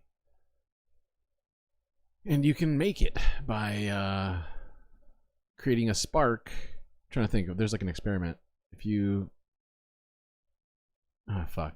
You look it up. There's an experiment where you could... I wouldn't necessarily recommend doing this in wherever you live, but you can actually just create a little bit of ozone by doing a pretty simple scientific experiment. So, Landry, the International Energy Agency described the fossil fuel industry's reliance on carbon capture to reduce CO2 emissions as, quote, an illusion. Do you agree? I do agree. I do agree because it's an impractical and expensive solution that doesn't contribute. I get where your head's at right now, Shade Dragon, on trying to turn it into O3. The problem is that I believe, if I'm not mistaken, double check me on this, I believe that the process of stripping the carbon off of carbon dioxide molecule is actually quite difficult and intensive. I can't remember what the process is, so I'd have to do some research right now into this random sort of, well, not random, but this tangent that we've gone on here. Valent bonded. Oh, thank you, Bad Lefty. Could be right. To reduce when you finally get a good lab set up, the first thing you're gonna do is okay. Yeah, good luck. Good luck with distilling over there. The burning of fossil fuels and hence emissions, and is kind of backed by technology that doesn't contribute to reduce the emissions, which is the solution to the crisis. So I'll agree with the report calling the carbon capture storage an illusion and an expensive fossil fuel solution. Tell me what you understand about carbon capture and storage exactly. I know it is being touted as one of the possible things to do in collaboration with other things to eventually reduce our greenhouse gases. What do you understand by it exactly? So the carbon capture storage aims to reduce the climate impact of burning fossil fuels and is a fossil fuels-backed technology, essentially process to capture carbon dioxide pollution and transport it into a storage site. So it's kind of try to remove the carbon dioxide using unproven technologies. And this is still far from real scalability and economic feasibility. So it's, to put it simply, it's a kind of buying the permit to pollute by trying to capture the carbon dioxide and store it somewhere, instead of like avoiding the emissions of new avoiding the emissions of carbon dioxide. You capture it and you hide it, or you store it, right? And that's why it's problematic. It hasn't been kind of proven really to be what the world need in this particular moment to tackle the issue. Tackle the issue of climate change, because and that right in order there, to do that right there is one of the things that is a manufactured barrier to this problem, right? It's this message right here in the middle of this situation. It says, it is still unclear how many existing carbon capture storage projects will turn a profit, if any. But the fact is, these fucking things, that's not the point, right? That's not even close to being the point of carbon capture storage. It's not supposed to be to make money. It's supposed to be to save the fucking earth, right? And capitalism is not here to save the earth in any way. It doesn't care about the earth. It just cares about money, right?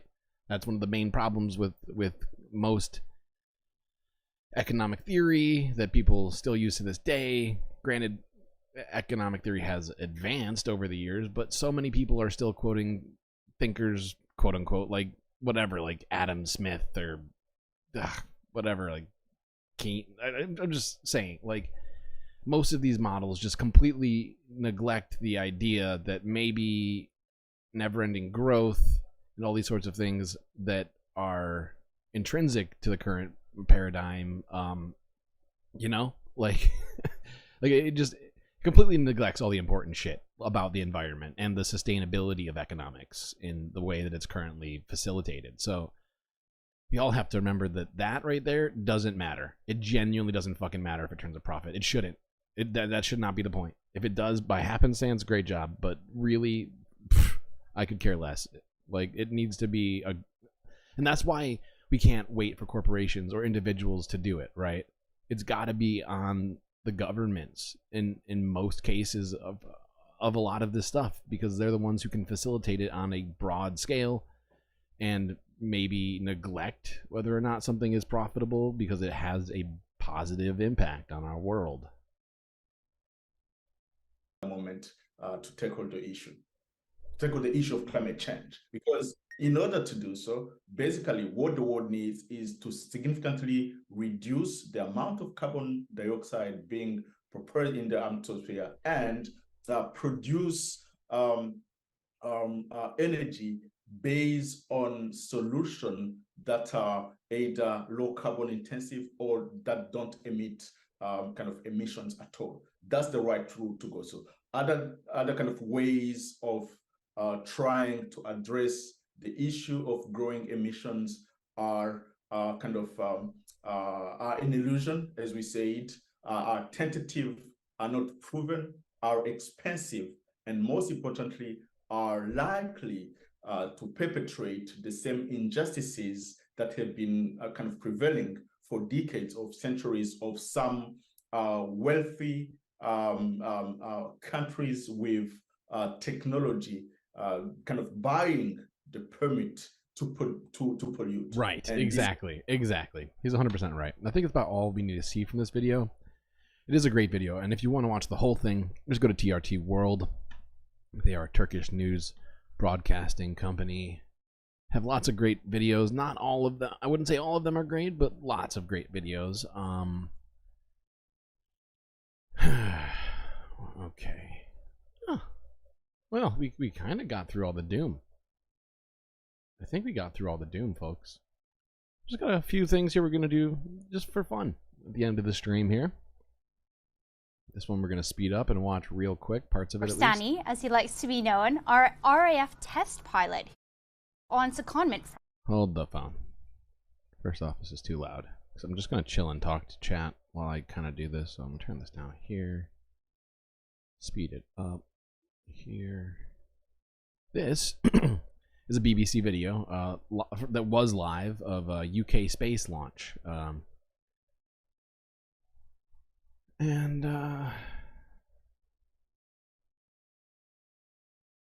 Let's watch this. The RAF over to Virgin orbit. Joining him in the cockpit is Chief Pilot. And this was Eric done Nichols. by Two of them are good old Virgin Galactic, run by Richard Branson, or whatever his name is. He's another one of my space enemies, including Jeff Bezos and Elon Musk. And you may not have seen this, but an anomaly prevented the rocket from reaching orbit. And I can't say now what exactly that anomaly was, but let's just watch this. Team, and we know they're going to do an amazing job for us tonight up above the Atlantic Ocean. Joining them in the back, we have two launch engineers. We have Dale Alexander, and we also have Bryce.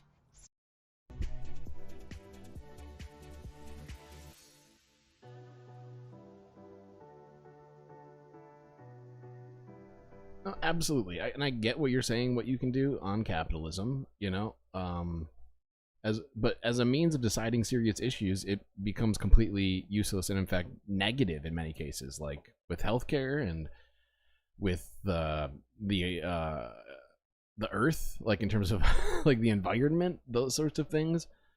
And we start going down this sort of path of just cyclical, just garbage. I feel like, you know, like, and I understand in some ways capitalism does have its utilitarian sort of logic to it, but you know, I think it's, if anything, it's just the way that capitalism is currently organized. It doesn't seem to really benefit anybody but people with a great deal of capital.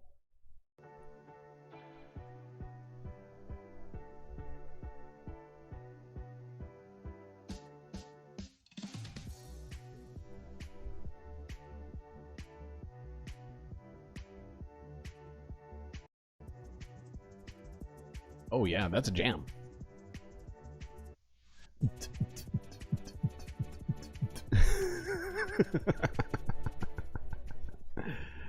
Okay. Okay, moving forward. Keep it going. Phenomenal Atlantic engine. So that is the completion of the first burn of our second stage.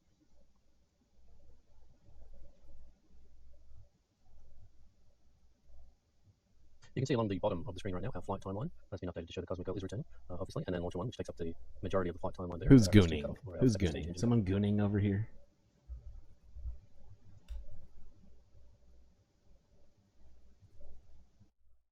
Okay, this isn't actually the live feed. Where's the live feed? There it is. That looks like a live feed. Go. Go, web, go. Why won't you let me go to this? What in the hell? There we go. Wow, super weird. Wow, this video is acting crazy.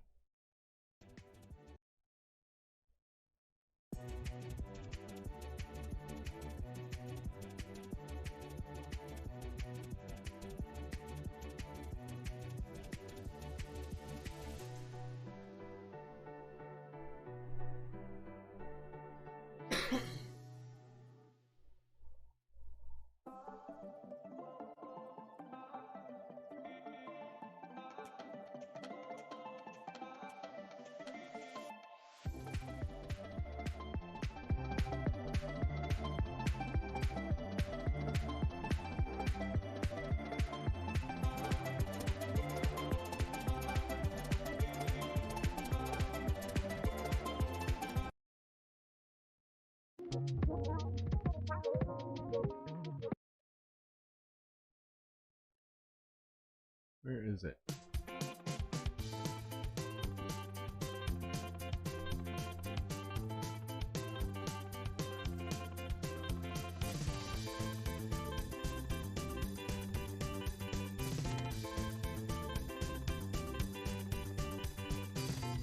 What a disappointing live stream. It doesn't seem like they have any footage here of it actually taking off, or even trying to. Okay, fine.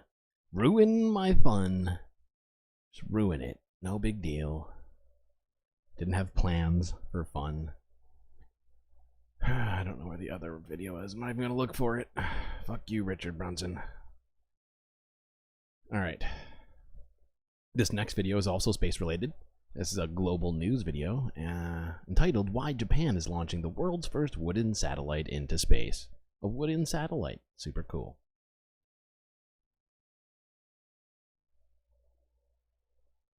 Thousands of discoveries have been made on the International Space Station, from growing food in space to breakthroughs in disease to understand. Whoa. That's on 2x. Let's slow it down.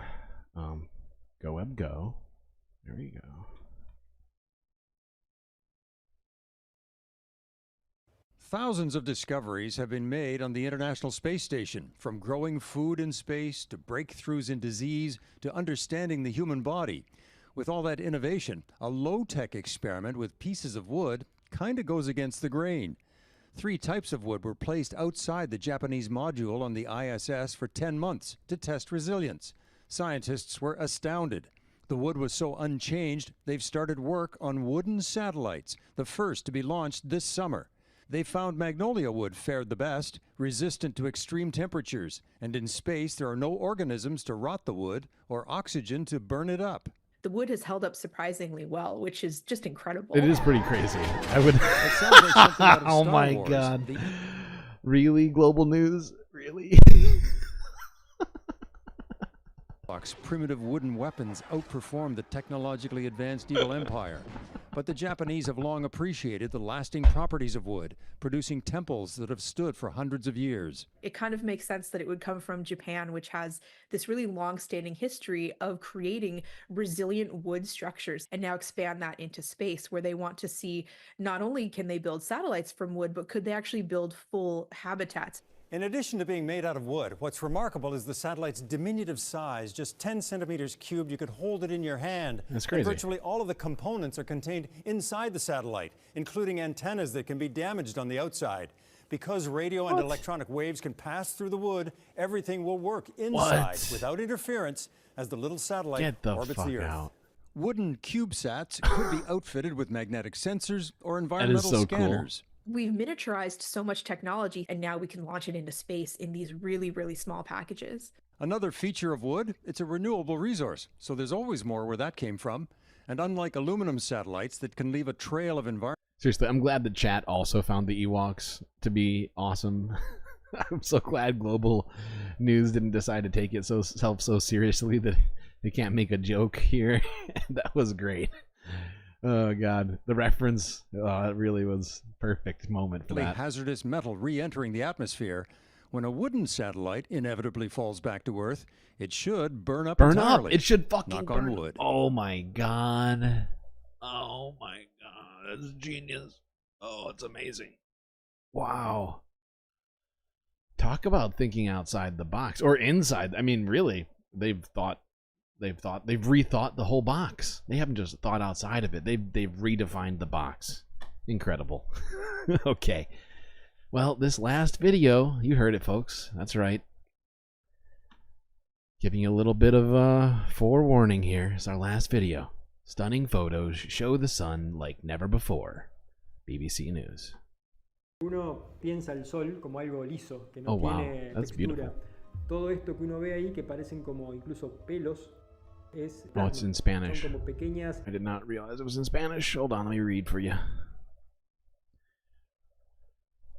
One thinks of the sun as something smooth without texture, but all these things that you see there that look like hairs, it's plasma. They all look like little tongues of fire. In reality, it's not fire because there's no combustion, and all this can be seen with hydrogen by telescopes. It's really, really very striking. My name is Eduardo Schaberger. I do astrophotography. I live in the province of Santa Fe, Argentina. Without doubt, my favorite. Holy shit, look at that telescope, dude. That thing is crazy. It's got like a little dark room underneath it. Oh my God, that's cool. Es el sol. Me gustan otras cosas, pero le dedico todo mi esfuerzo al sol. Like other things, but I devote myself to the sun because it changes daily, even within a few hours. You can see things that appear and disappear, like a solar eruption. So it's really something very dynamic to be able to see or photograph a little bit of the intimate life of a star. It's truly very exciting. In this photo, the strange thing about the solar prominence, which is that plasma ejection seen below, where filaments form over the sun's poles that are highly unstable and cause explosions. That one is a little over 200,000 kilometers high. Holy shit. That's the International Space Station. That's so cool. Y acá, bueno, es frente al sol y hay que ir a un lugar específico donde se produce ese tránsito. Viajé 120 kilómetros más o menos y porque no tienen margen de error. O sea, yo viajo, armo todo el equipo y tengo que estar ahí y en el momento indicado pasa la estación espacial y en 5 décimas de segundo se terminó la foto. Es un instante. Instantaneous. That's super cool. It's just so cool. Look at that photo. Oh my gosh. It's called a polar crown prominence. It looks like fire, but it's just plasma. It's incredible. Se llama Polar Crown Prominence. Es una prominencia muy especial porque tiene 100.000 kilómetros de altura, pero también es muy ancha. Y lo particular es que todos esos hilos de plasma que se elevan caen a una velocidad mucho más rápida de lo que en realidad deberían, según los cálculos, y no se sabe por qué. Es un fenómeno. Nobody knows, so it's a strange phenomenon. That's super cool. Man, these images are breathtaking. Jeez. 81. Yes, thank you for double checking us. I'll be honest, that Nightbot command is less for accuracy. In fact, I would say it's completely not intended for accuracy and is only intended for us to jack up Joe Biden's age. We also have a Trump age one, so we can also jack his age up too as well. But yeah, I'm just trying to get that up to a biblical level age before the general actually starts. When I'm sure it will be even funnier to reference our presidential candidates as being of biblical ages, as it really generally kind of it's starting to feel like that a little bit. Yeah, it's for the lulz. It's strictly for the lulz. También un tanto extraño, como una cascada de plasma. Eso a mí me resultó muy interesante al momento de capturarlo porque eso es un filamento. We gotta get Trump up. Que We gotta get es Trump plasma way que está up. 11 is flotando not enough. sobre la cromosfera del Sol. Y me llamó mucho la atención porque Although 11 es como feels que so dibuja accurate, I el almost signo don't del- want to jack it up because even though they're very close in age, Trump and Biden, it does feel like Biden really pushes into the like elderly sort of like vibe, whereas Trump really gives off a childish vibe. Usually when he's talking, I think I'm listening to like a 5th grader. Era como que el Sol es tan misterioso que incluso dibujó un signo de interrogación sobre su superficie para, bueno, de cierta forma recordarnos que hay muchas cosas que todavía no sabemos de él. Okay. Well, I think you know what time it is, folks. 6 did seem accurate. I totally agree, Mona. Since we started the counter at 1, it was all pretty damn accurate. Gotta be real. Gotta be really, really real.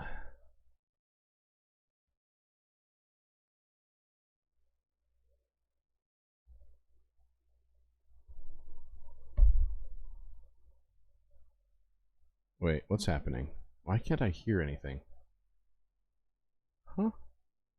What just happened? Whoa. Okay, that's extra weird. Hold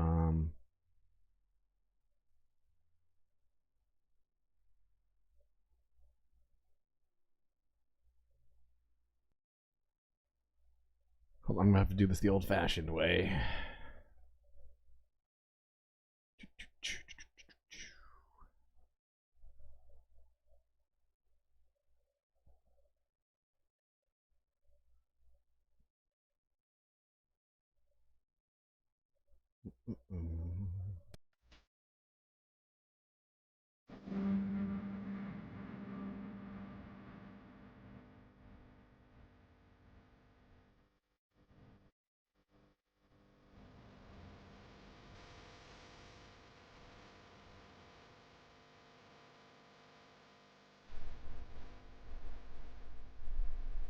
Well, I hope everybody had a fantastic night. It was a pleasure to have all of you folks here. In one way, it feels like we've done so much, and in another, it feels like we haven't done nearly enough. I suppose that's it for me, Streamlord, here tonight. Until I see you next time, you stay classy, Galactic Stream Nation.